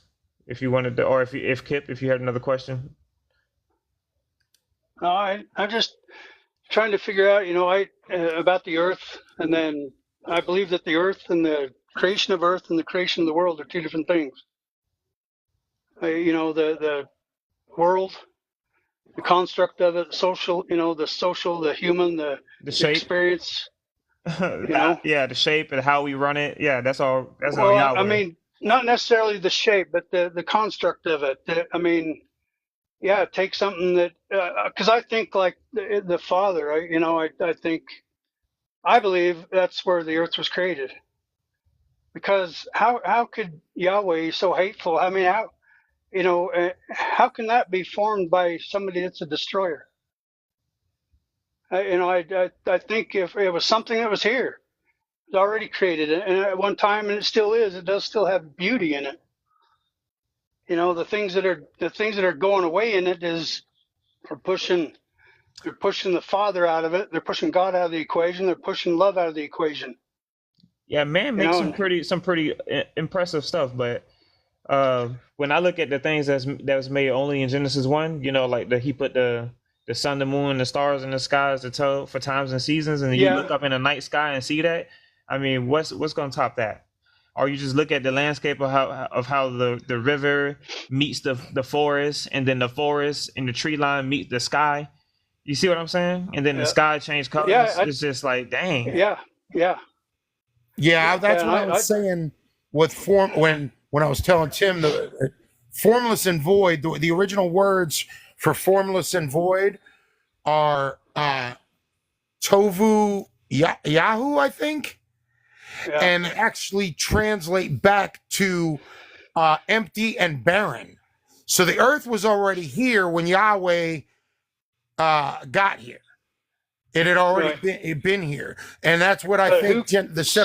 I think God, the real God, created the heavens and the earth. I think The the Father. first, yes, Yeah, God, Abba, it's Father, yes, and I says it think Okay. right here. In the He, beginning, he created the yeah, heavens and the earth Yeah. came to be formless and empty, and darkness was on the face of the deep, and the yeah, spirit of that's Right. Elohim Tohu. was Oh, moving it's on the face Tohu of the Vahu. waters. That's how it's pronounced. Tohu Vahu is formless and void, Yeah. and when you And translate that back, it means empty and barren. It doesn't mean so it was like it's the earth was already created by Abba, all right, Okay. and then And I that's think so then comes the world and the Satan was construct prisoned of in it. it and Yeah, I mankind think and all the evil. Yeah. they twist it, and I think this is what I think. So when they're talking about Satan being cast down, Right. right, I think that actually should be before Genesis. Yeah. Okay, that's what I think, because we know that Yahweh is Satan.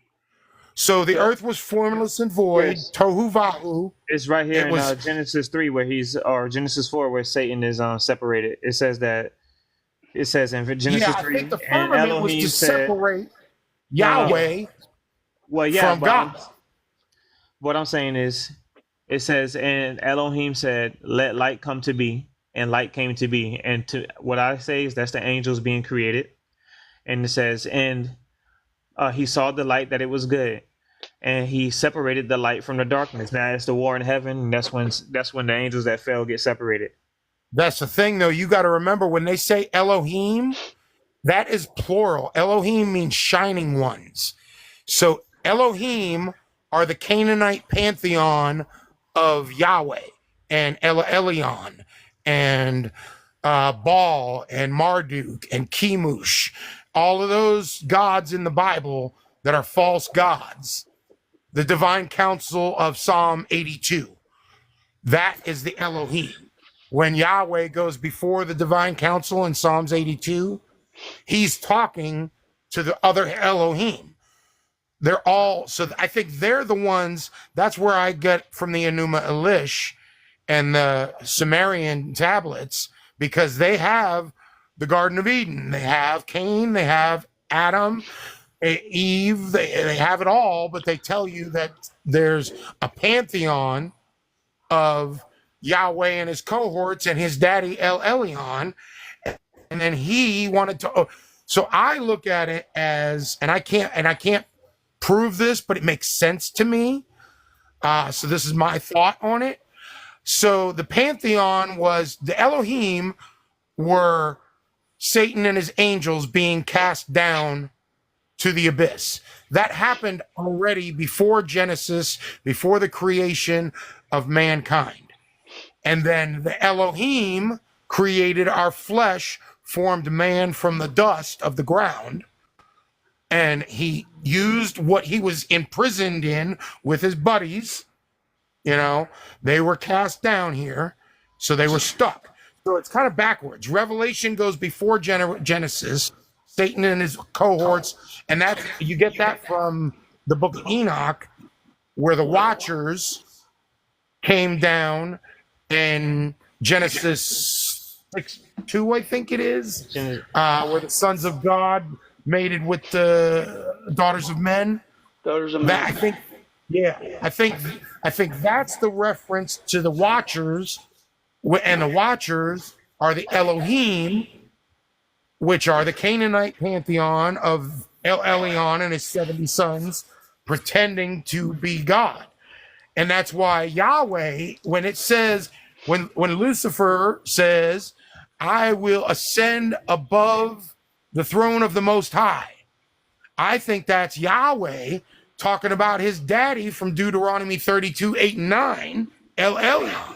Because then he goes to Canaan and unalives all the Canaanites to take daddy's land.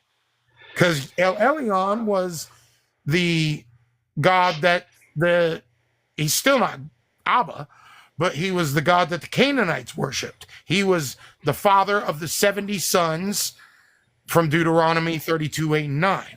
And all those sons are warring with each other. And Yahweh was ticked off because he got the bottom of the barrel from daddy. Everybody else got countries, Baal got this country and Chemosh got this country. And, So hold on, Chris. Yeah. Because I don't want the show to go too long about, because that's all. You know how You know what I'm saying? Yeah. You and I could call each other and talk about this or something. I see that as the legion that Jesus talks about.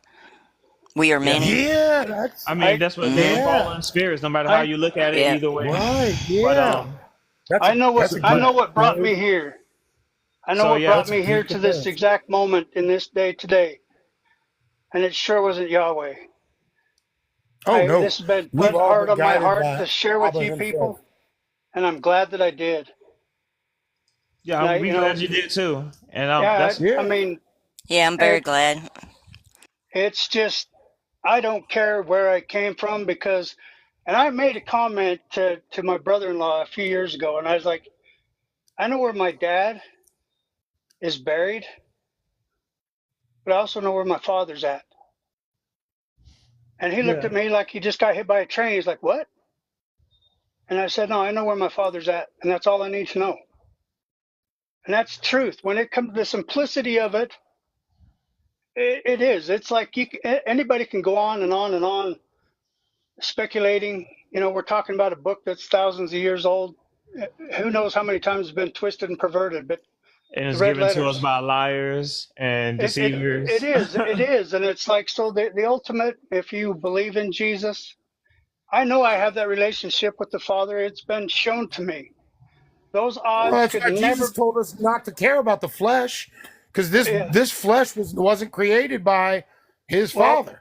okay, but Only our soul belongs to him. those odds of that happening in my life, and believe me, in 2007, in May of 2007, I was at the epitome. I just lost everything. I ended up losing, my marriage, my sons. I've gone on 9 years now without my oldest son talking to me. My other two sons, it's been 7 years because I got remarried, and my wife that I'm married to, her two sons, the same thing. It's like things have been taken out of our way, out of our lives. It's like, what else? What else you going to take? I feel that when I started turning to Abba with my wreck, my motorcycle wreck, and my stroke, they were almost like a tax that should have taken me out. I truly feel it. You're nothing until you turn to the Father. Then all of a sudden you have a bullseye on your back. I believe that because I've seen what happened in my life and other people's lives when they start believing outside of the church construct and outside of when they start believing just that. It's like I could never understand, why do we have to have a man standing at a pulpit telling us what to believe and how to believe, how to pray and what we ought to pray for? Sometimes I just sit there, at my bedside and pray. I'm just like a little kid, like I was when I was 4. And I've never lost that connection.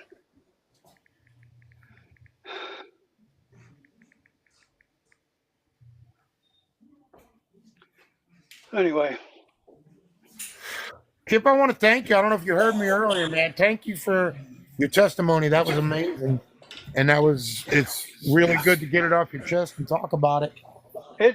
It's helped me a lot, but the thing is, it's all truth. It's all just, I'm talking, it's nothing that I've read that I'm relaying to you guys. It's my life. We love you, Kip, and we appreciate so much you sharing that with us. I love you guys. I love you guys. And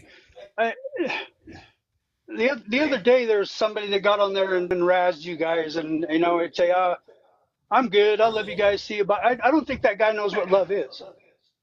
I've seen it. I've seen the love of the Father in my birth mother's life right before she passed away. Those odds can't be calculated. I know numbers. I know numbers because I did mathematical problems in my head because I had dyslexia. I learned numbers in a different way, and I could never repeat that with the odds. I don't even know how to put numbers to it.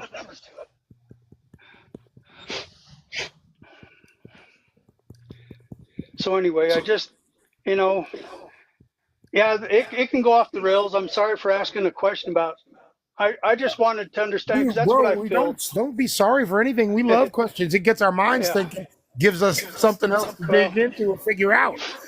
Yeah, we don't have a problem with any of the questions, Kip. That's fine. Well, ultimately, all of this, everything that I talk about, it all comes back to Him, and that's it. And that's what my life has been. When 2018, after I had my stroke, and one day I was alone, and I had this feeling I've never felt like this in my life. I thought at first it was like a panic attack, and then it was an overwhelming peace. My addiction to alcohol was not. I have a medical record. My records with the courts, it all reflected that I was going at that wall at 100 miles an hour. I was on death's doorstep, and that's not where I'm at today because I have such a testimony. But it's everything that I was, all of it gone. The shackles, the chains, the fetters, the yoke, it's all gone. It is. And so that's all I've done is study between then and now. And I knew that even following Paul, it's like I was still following the law. I could see it.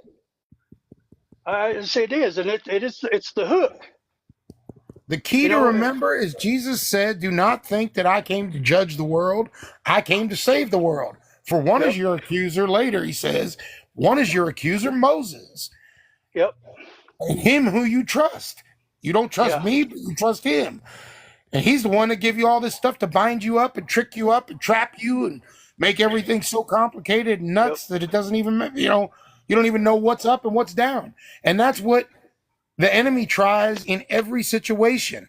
He tries it with all of us in our group all the time. We got to deal with nonsense and ridiculousness of division and plants of people causing problems and trying to turn people against each other because just like denominations and churches and religions, Yahweh keeps people divided because the unity of us being able to talk to each other and communicate and love and share our info. And I'm stealing Tim's line here, love and life, and share, being all about it.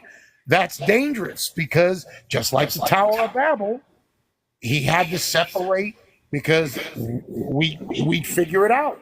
We'd come to the truth and overthrow all these fake gods and fake governments that work for the fake gods and we'd be like, nope, we're done, Yeah. And speaking of, though, with the community thing, I don't know if anybody had questions because I just don't want anyone to feel like they didn't get their questions answered because I do have to do the YouTube questions before I'm sorry I took up so much time. It's okay, Kip. You're okay. I'm just We just got to get the other done too tonight, so we're gonna move on to that one. Thank you so much, though. How do you get the link to the Discord? Because I did. Oh, I okay. opened up one of those to get a link. I opened up an account. Oh, As I, as I, awesome. as I told Tim earlier, I said my Facebook got hacked 10 years ago. Oh, And after wow. that, I got off all of it. And this is the first time I've ever come back with, other than YouTube. I'm on YouTube, and all I do is watch videos. But Kip, send me a private message after this is over, and it's a Lynn, and I will send you the PDFs to start with, so you can kind of go through the PDFs, okay. and then we'll go from there. Okay? Because I've watched, I don't know how many of the videos I've been through. The only one that I really haven't watched that much was that 6 hour one of Yeah. John or Matthew, I Yeah. think it was. But I've watched a lot of the others. And Yeah. this Well, is send something me, that like I I've said, been send me a believing. private message. Yeah, after, and I will send you the link. Okay, Okay? Thanks for coming up, Kip. I'll do that. Oh, thank you guys. No problem. I'll see you. No problem. Sorry, you can stick around because I don't think anyone else wants to come up yet. But I'm just gonna. I don't see any Okay. questions either, so I guess I'll give somebody. I'll give it a minute or two, and if nobody has questions, I can ask, and we can together answer some of these questions from the YouTubers from the last episode. Yeah.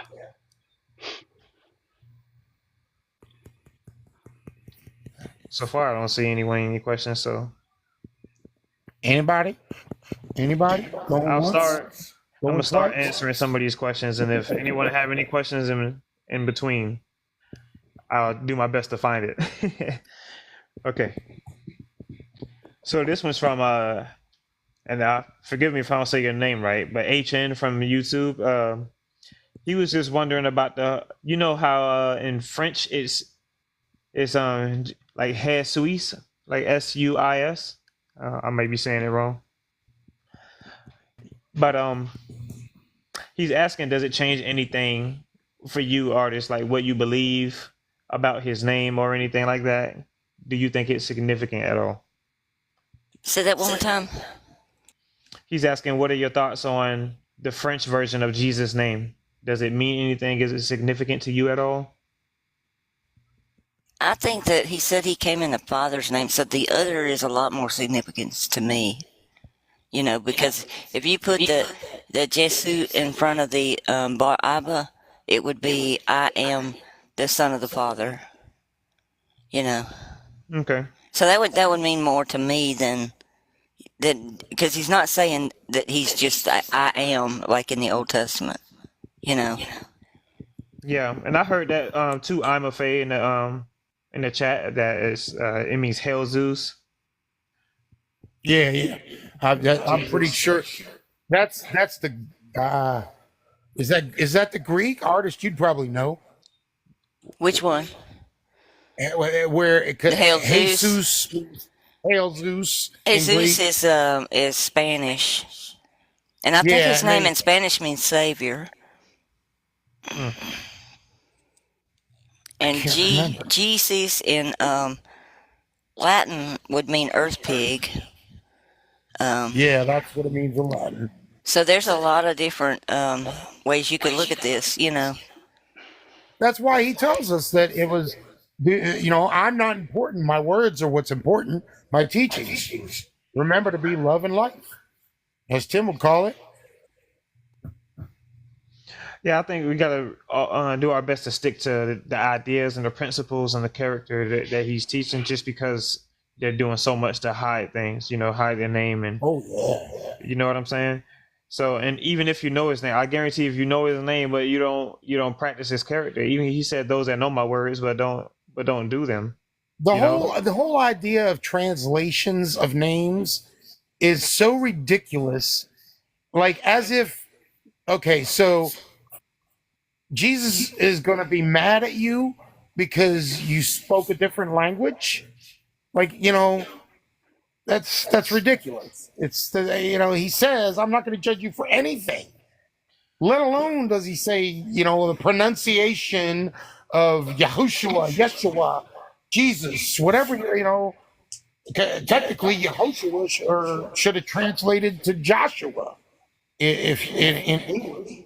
You know, if you Yeah, I want to think get it's important for technical. like for the like studying purposes to Yeah, for to studying, but find there's no out truth. judgment over it. He's But I not going to think be upset with us yeah, I because still just it's think like that saying only that's just going right back to Judaism. If you can't speak Hebrew, you're damned. that's all silliness. Yeah, that's worldly stuff. Yeah. But yeah, so the next question is from Jeanette for 419. She says, "Do we believe in the rapture?" And artist, I guess I'll start with you. Say that again. I'm sorry. She asked if we believe in the rapture. Oh gosh, he did say that he would come again, and that he goes to prepare a place for us, so that where he is, we could be also, and he would come again and receive us unto him. So I don't know. It's like, when does that happen? Does it happen when we cross over? Does it happen during, at the end times? There was no indicator to say exactly when that happens. You know. Yeah. So Anybody else on the panel got any different opinions? Nobody? Okay. Yeah, I think, in Revelations 14:14, like I said, I see two raptors, according to the text. And I know that Revelations is speaking about Jesus, JC a lot, but I think that we can still get good information from the enemy. And one of the accounts, the people are totally destroyed, you know. And the other account, it don't say much about what happened. I don't know if both groups get destroyed anyway, or what. I kind of want to reread it, and that's another study I do want to do for Revelations and look at it in the Greek, and we might get some more clarification there. yeah, I wish I had a whole lot more Revelation analyzed in the Greek, because Patmos in the first century didn't even mean. It didn't even mean, it wasn't even the name of an island. It meant my killing. So there's a lot of things in there that are probably messed up. You know. Yeah, but yeah, I think it's possible that there could be a good one and then a My bad one. unaliving, I should have said, I guess. Sorry, Oh yeah. TikTok. So Zones, he asked, I hope it's a he. He asked the part where it says I will be what I will be, or this is the I am that I am part. But the one he got is I will be that I will be. And he said that can be one of the translations. And he asked, what are your thoughts on that, artist? I think people are wanting to connect him with the Old Testament. And he said, all that ever came before him were thieves and liars, and the sheep don't hear them. Mm-hmm. And he said he was sent from a father that none of the Jews knew, so he cannot be the person that was in the Old Testament. Yeah. I could have misquoted his question wrong. I'm not sure, but it seemed kind of vague. I try to do a Yeah, good job of it's being okay. real direct. But Yeah, you did good. what I think is that regardless of what that burning bush said his name was, I think since Jesus said that all that came before him was thieves and liars, and his character checked all my boxes, if you know what I mean, and all he did was heal, and he proved that he's a source of life himself. I think I'm gonna go with what he said, and I kind of don't care what that burning bush said his name was anymore, because he a liar anyway, right? Right, exactly. So And so here's I don't know, Tim, you and I aren't friends on Facebook, but you should see what I put together about. I'll have to add you on Facebook. It's my pinned post. I put together. Abba laid it on my heart one night. He's like, study my names, study the names that they call me. So when Moses is talking to the burning bush in the original text, it says, I came to your forefathers, Abraham, Isaac, and Jacob, as El Shaddai. And then it says, I tell you to call me Yahweh. Okay. So, and I come to you as Yahweh. So when I did that, I said, okay, so let me let me look up these names and see what El Shaddai means. So I look up El Shaddai in Hebrew, and El Shaddai is Baphomet. It's literally the description of Baphomet. So the El Yeah, it Shaddai means means the demon in destroyer with Hebrew. breasts. Yeah. It means the It's demon. it Shadim is demons. It's plural right. with the I am on the end. But Yeah, Shaddai yeah. is actually the demon. Yeah. And then Hmm. shad is the word for breasts and in Hebrew, and I is Shaddai is the plural of it. And then there was somewhere else that I found that it means El Shaddai means destroyer. So it literally is describing the Baphomet demon. I came to Abraham, Isaac, and Jacob as this, and then somewhere in it, it talks about that he had a goat legs when he was talking to Moses. Artist, you might want to help me dig that up because you're good on that. I can't remember where I found it at. It was somewhere in Deuteronomy, I think, maybe. Yeah, I hadn't seen that part.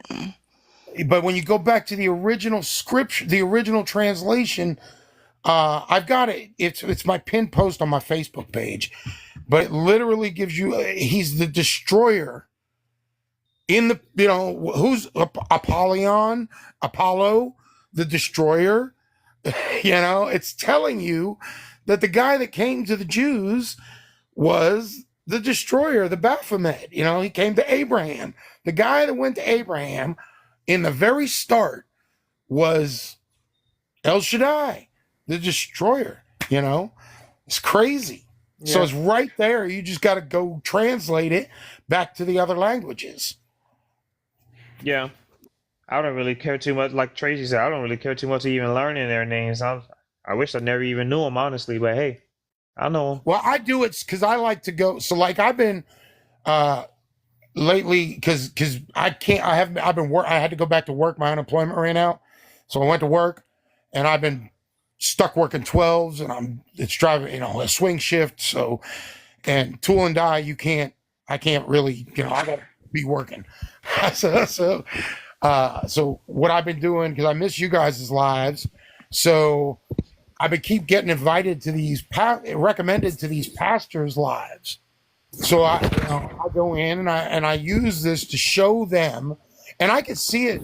A lot of them, because they'll be doing their live, and you're looking at their faces while you're talking to them, and I can see in their faces that even when they, because you know how I roll, I don't get mean when I'm talking to people or debate, so we're able to have decent conversations. And even though they don't agree with what, because they still are like giving me the church excuse. Oh, no, that meant Deuteronomy 8:9 did not mean, that the sons of God. It meant the sons of Adam. That's what it says in this version, ESV or something. And I'm like, no, in the original Hebrew, I could tell you. So that way, and then I can see that because now they're stumped, because I can show you the original text, you know.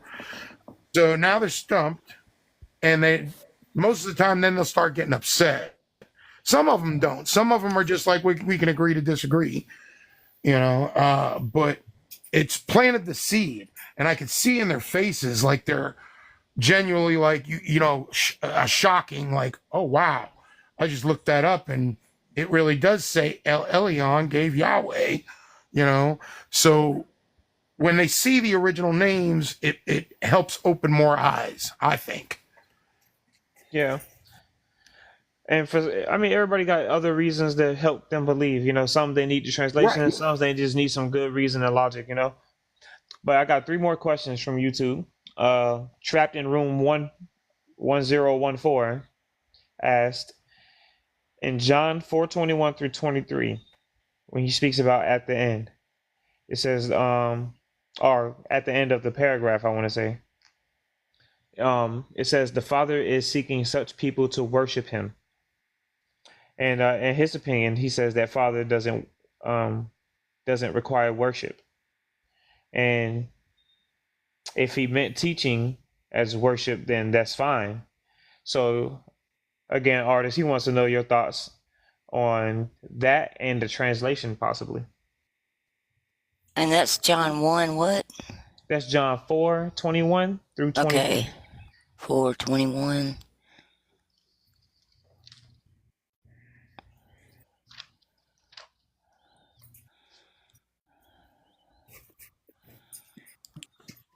I'm looking to see what word they use for worship, because I hadn't checked that word.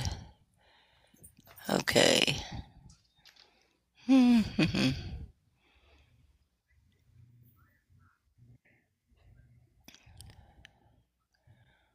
Wow. It's like to kiss the hand, master's hand, like a dog licking the master's hand. To crouch, prostrate oneself in homage and worship. To reverence or to adore. Pros. Kunon. Wow. I don't know. I'll have to look at that whole sentence. Because that literally, Kunon, is that literally a dog? Or a hound? And Yeah. that's what goyim in Hebrew, they call us goyim and they call us dogs. It's Yeah, and the dog derogatory is not as derogatory as I thought when I got to thinking about it, because the dogs were the Romans.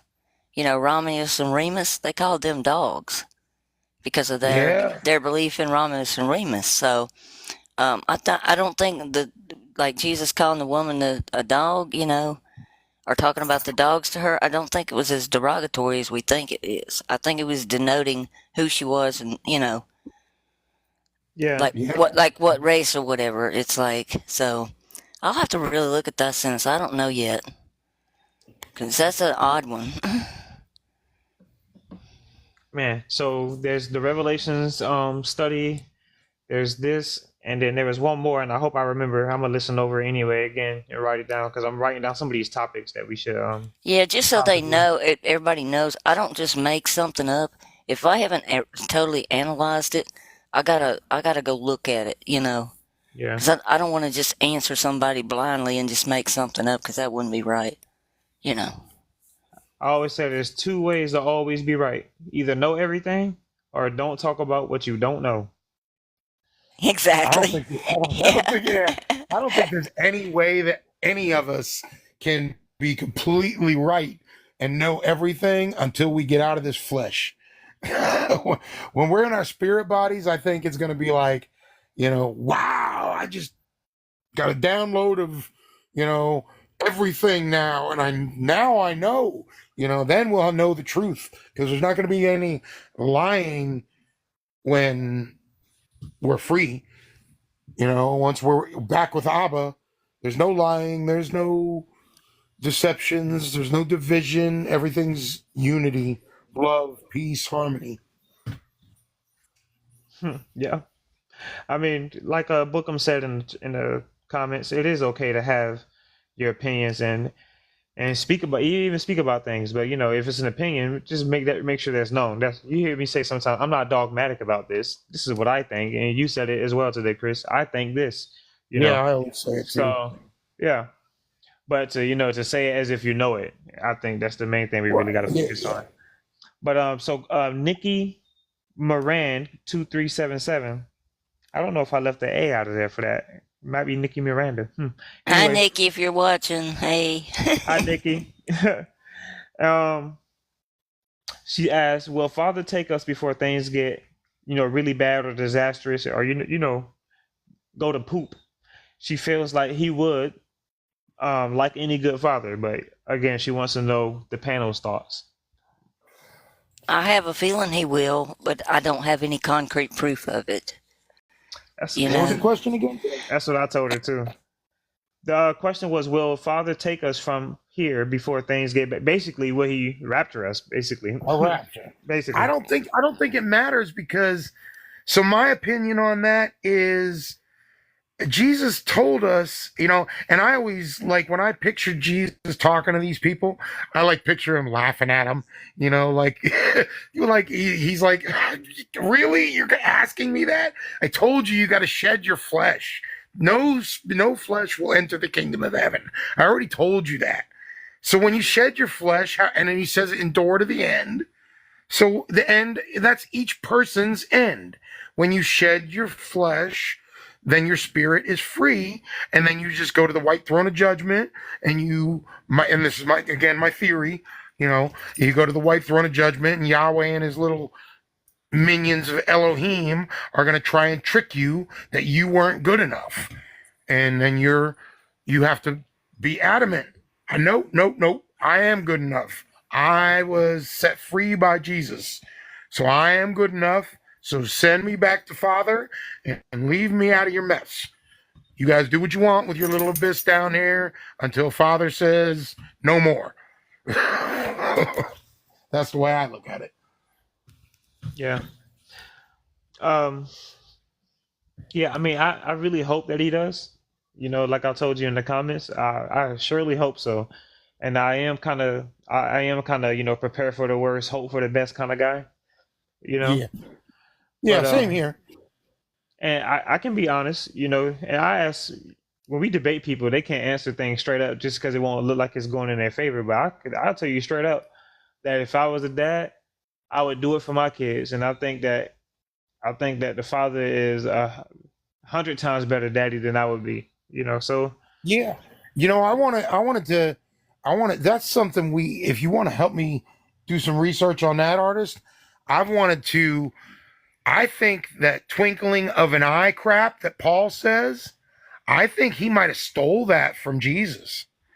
I think that because I don't rule out the idea of a rapture and and you being changed to our spirit bodies in the twinkling of an eye. I don't know if Paul said that for sure or not because Paul steals crap all the time. Now, So Jesus said nobody will snatch them out of my hand. And that word for snatch is harpazo too. I thought so too. Okay, yeah. Yeah. hmm so that's So what I don't. makes it real. And then when he says that, he said they'll be caught up in the air to the Lord. mm, And Yeah. that would So be that Yahweh. that would be Yahweh. Yeah. Yeah, Lord is yeah, always Yahweh. So I don't know on that one. that's what Revelation says. Yeah. So again, that's a study right there. Hang on, let me write this down. Revelations, raptures. Yeah, I've got a study going on that, but I hadn't. It's very incomplete because I think in the scheme of things, the most important things are to know the nature of the Father, know you know what Jesus taught us, just point blank, to love one another, to love our neighbor as ourselves. And he said, by that, they'll know that you're my disciples, and that's the main points.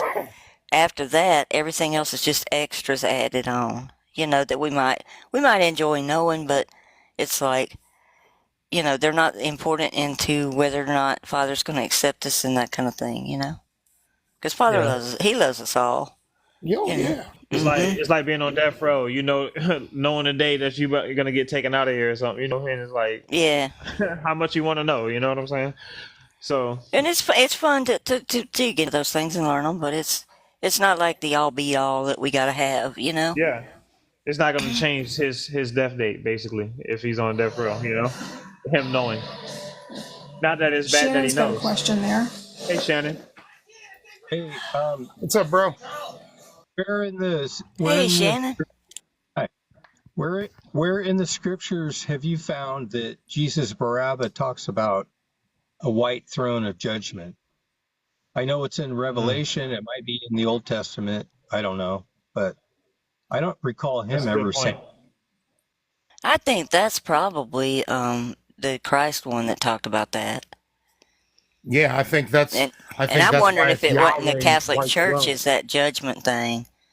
Because they were the ones that excommunicated, and they had their little book of life that you were either, a member and, you'd been through confirmation or not. And I kind of think that whole bit is talking about the Catholic Church. Right. So, The 7 seals on somebody, the 7 sacraments that you have to get confirmed. And when they I were look at, actually written on the both sides, just like it says in Revelation. And they were put in a little container so everybody could take them home. You know. so there's where is the judgment at? I don't see where Jesus Barabbas is doing any judging. No, he said he didn't come to condemn the world, but to save it. Yeah. You know. I get the whole when you cease to exist in this realm, you go to a holding place or something where they try to trick you into coming back down here and doing it over, but that's not Jesus Barabbas. So I don't think we really have anything to worry about when we unalive here, however it happens. We just, like Chris was saying, we just need to say, I don't want any part of this. I want to go to Abba. And Yeah. they have to let you go.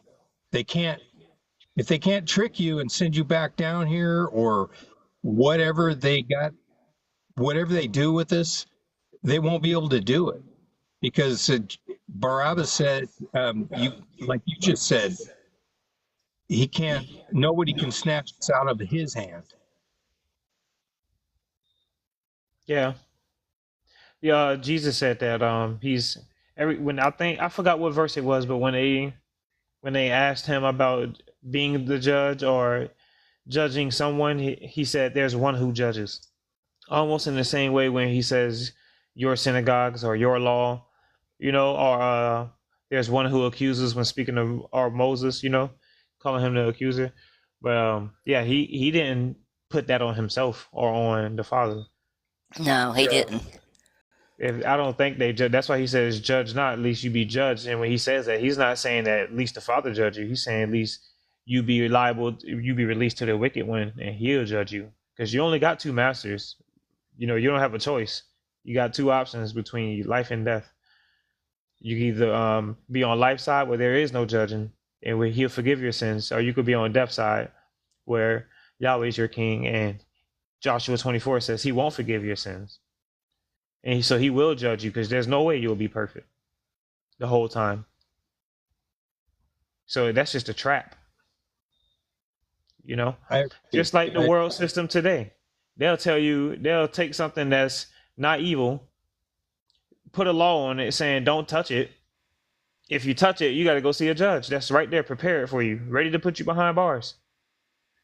That's another way I've been explaining to people about the 2 separate creations and Yahweh's creation here of our flesh. Everything here, so Jesus said that the Father is life, and in him is no darkness, there is no death.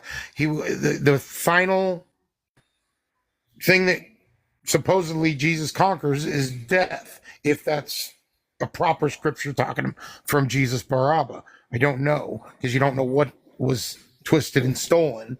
But the way I look at it is everything in this realm, in this 3-dimensional existence, is dying. When we're born, we're starting to die. Yeah, we're on the track of death unalive. Yeah. from birth.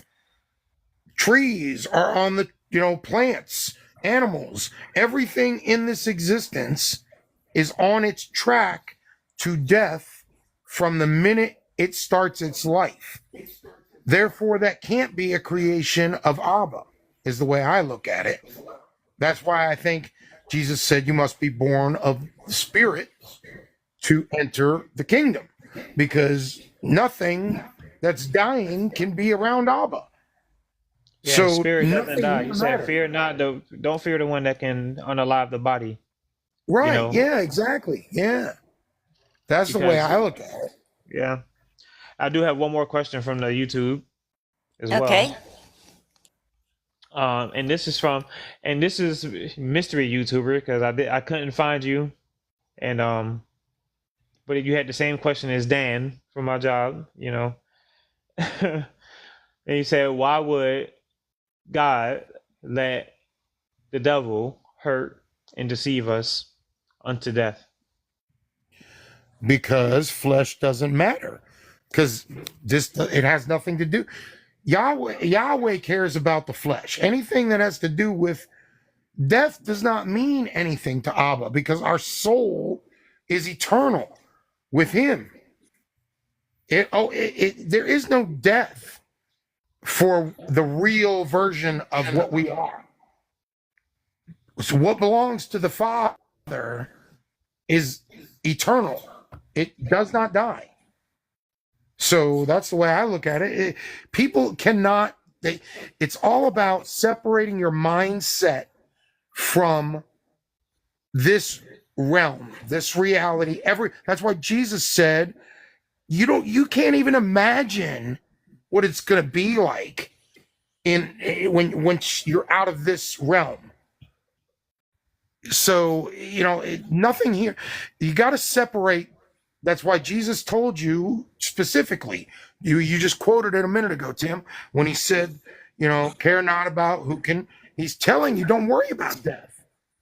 Don't worry about who can unalive your flesh, because death does not matter. It has nothing to do with Jesus and the Father. Nothing. He's clear about that in multiple places. So you have to separate that mindset of caring about even existing. I want to be one with the Father. I want to return to the Father. That's all I care about. I don't care. The only thing I pray for is, hey, I pray this all day, every day. I'm like, Abba, if you could do me a favor, when I do get unalived and I'm set free from this flesh, can you make sure you take my kids and my grandkids all at the same time, quickly and painlessly, so they don't feel the hurt in this existence of losing me? That's what, let us all go together. All my loved ones, all my friends, nuclear everything would be a complete blessing for all of us, We're It all makes me wonder instantly set free. makes me wonder, or this is what you say when you say that, when you brought up at one time that you think that when we unalive, that he's like there, and maybe that's when he snatches us in his hand, possibly. Ooh. Yeah, it could be. He immediately. A lot of people when they cross over, it's like, they say, "I see Jesus." It's like right before they go out. So Yeah. I know, as silly as it sounds, I'm imagining it right now, like a game of spades, and it's like you put your card down, and if you won that one, that one's yours. So you come in, you snatch it, and you from the middle of the table, and I feel like when we You ever played unalive, it's War? like that, and it's like, hey, that was mine. No, look, no, look at his light, look at his light. You ever played War with cards? Yeah, I declare war. Yeah, Yeah. yeah. There we go. That's a better example. Yeah. Spade's a little too complicated. You got too many people. Right. Involved. Yeah. No, Yeah. it's just smack it down. But yeah, that's kind of how I'm imagining it. But yeah, I mean, basically what Shannon said though. You know, when when my mom was watching me ride a bike for the first time and stuff, and I fall and get a boo boo, she wasn't protecting me from falling, because she knew that was nothing. That's okay. You know, it's not going to unalive me or anything. And I think right. it's like to that extent, but at a deeper level, because I think Father, well, I know Father knows that we are spirit, because we are made in His image and He's spirit. So He knows that this little flesh that Yahweh trapped us in is nothing, and it's just a bruise. And once we come into life and come into the kingdom, it's gonna be like swimming up when you couldn't breathe and you finally reach the surface of the water and realizing how good it is to actually breathe. So I think we'll be fine. I think that's why I say I prepare for the worst. I hope for the best. And I'm really just trying to enjoy anything good here while it's here, while I'm here, you know. Exactly. Peace, But love, yeah, harmony. but at the same time, bring people into the truth. That's Yeah. The I know I'm truth here for sets a us job. free. The Yeah. truth is what sets And us what is free it setting from the us free bondage. from? From this world, from the fear of anything, the fear of judgment, the fear of being unalived. There you go. I have no cares. That's I right. don't care. You know, you Yeah. drop me right here in the street right now, and I'm gonna smile at you and be All you're like, doing is "Yeah, sending me I'm the out. Father. And I I'm think out of that's kind of here." I think that might be why they don't let people do the. And I'm not promoting it. Please don't no one say that. Don't twist my words. But I think that might be why they try to stop people from unaliving themselves. Unaliving themselves. Yeah, Yeah. there is actually a Gnostic teaching, and I don't know how.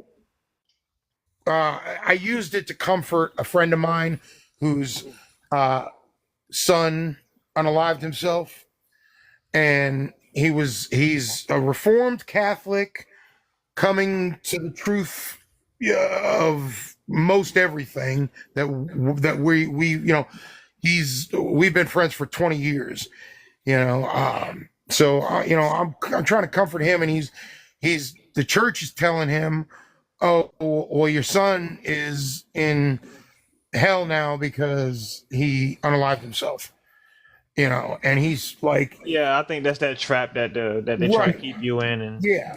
yeah, So I tried to comfort him, and I was telling him and like I said again, I don't know if don't anybody go do this.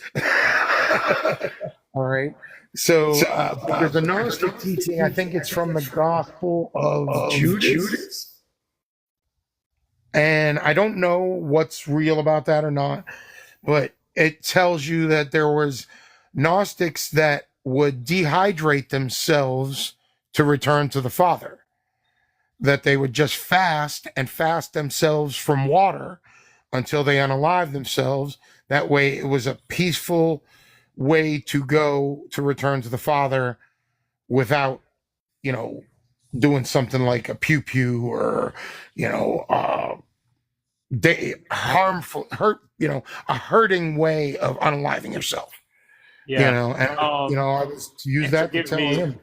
forgive me so much, man, because I don't know if anyone else agree, and someone let me know if they disagree with me. I feel like it's so morbid, the topic, and so cringe that I feel like they might try to strike us for it if we put it up. Oh, And yeah, I'll shut up. you know what I'm saying? Yeah, I It's a think tough so. one. It's not that I'm afraid to have it, and it's a cringy topic, but yeah, I did want to. Dang it, man! I did have one more question too, and it was my own question. Ain't that a but? And I forgot what it was. Christ before Jesus. If you have questions and want to come up, you can come on up and chat.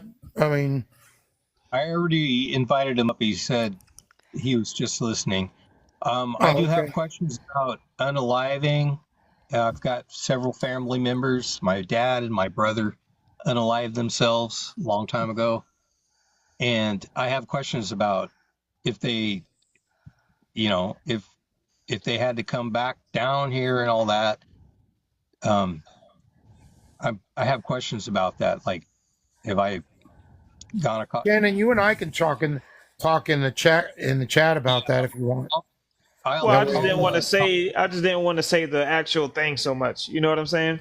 Because it sounds bad. But if you want my opinion, I don't think that father would hold it against him in any way. No, he doesn't do so. nothing. I'm just wondering if they, if they're back down here and have I ran across? It's just a question I had, but I can talk about it with somebody in the Discord or whatever. We don't have to keep talking about this if it's gonna get a strike. I don't want that. I was gonna say I really don't hope you think that I'm trying to avoid it or anything. That's not. No, I think there's Okay. a time and a place for it. It's probably maybe it's not here though. Shannon, we can even talk in like Facebook, or we can I can give you a call and you and I can talk about it if you wanted. We could do a three-way call with me, you, and Tim, and private or something. Yeah, so we could do a chat on Discord about it. But does anybody else want to come up and ask questions? And I agree with you, Tracy. It's our Earth vehicle. Yeah, basically. Yeah, yeah. There's a lot of teachings in the Nag Hammadi that tell you that the soul is on a journey through the cycles of your flesh incarnations, that you are here to learn to be. It's like a training ground. You got to keep coming back until you learn to be love and life, because you can't go to the Father until you figure that out. I don't want to be arguing. I don't want to be fighting. I don't want to be, upset. I don't want to be mean. I don't want to be, condemning. I don't want whatever you want to call it, the 7 deadly sins, whatever you want to do. We're learning. We're here to learn to be what we need to be free. That's why love and life is most important. It's about caring about. I was sitting here today. Just quick story out. So my kids are grown, all right, and one of the things that I deal with a lot is my 27-year-old daughter is very, very irresponsible with her money that she has left after what she has taken out by my ex-wife for child support for my ex-wife raising my granddaughters. So she works her butt off and pays it all to my ex-wife, and she's always broke. And I was sitting here and I was driving home from work, and I as a father of an adult child that is not being completely responsible, you want to teach them, right?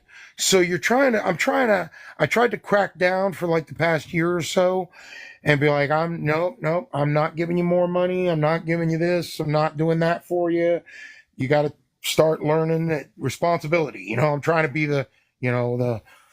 I'm trying to make you grow up, Dad. And I've thought about it on my way home from work today. I'm driving and I'm like, you know what? That's really an a-hole thing to do of me. Because who am I that I know that she doesn't make as much money as I do? She's working her butt off to pay my ex-wife, so she's always broke. And who am I I'm trying to teach her responsibility while I'm talking about giving to charities and other people that are in need. That's the most ignorant thing I could do to my own daughter, And I was like, I need to stop that. Forget teaching her responsibility. She needs give. So it's a journey. That's what I was getting to. You're learning. I learned something, just on a drive home from work, just praying and thinking about what I can change in myself to make myself a better person. Because that's what I try to do. I strive for, and that was just the thought that popped into my head. Call it the conviction of the Holy Spirit, whatever you want, but I'm here to learn to be caring, and it's not caring of me to be so strict when I know that she's hurting. So yeah, just an example. Sorry. You're okay. I wanted to read that question that Marie had in the comments, at least. I wanted it to be I wanted to get the community involved with the YouTubers that wouldn't see it. But it was John 12:48 when she brought up, "He who rejects me and does not receive my words has one who judges him." That's what my version says. And it says, "The word that I have spoken shall judge him in the last day." So, but that's got to be the Christ. And that's another thing to analyze, because it's in John, but further up though there is something that's quoted from the Old Testament, but it says, "Because I spoke not from myself, but the Father who sent me has given me a command, what I should say and what I should speak. Right? And I know that his command is everlasting life. Therefore, whatever I speak as the Father has said to me, so I speak. I think he's trying to say like his words, his life, his words created everything, and even he created someone, and I think he could be talking about Yahweh, and that's the judge. And even though Yahweh isn't his father, he's saying that there is one who judges.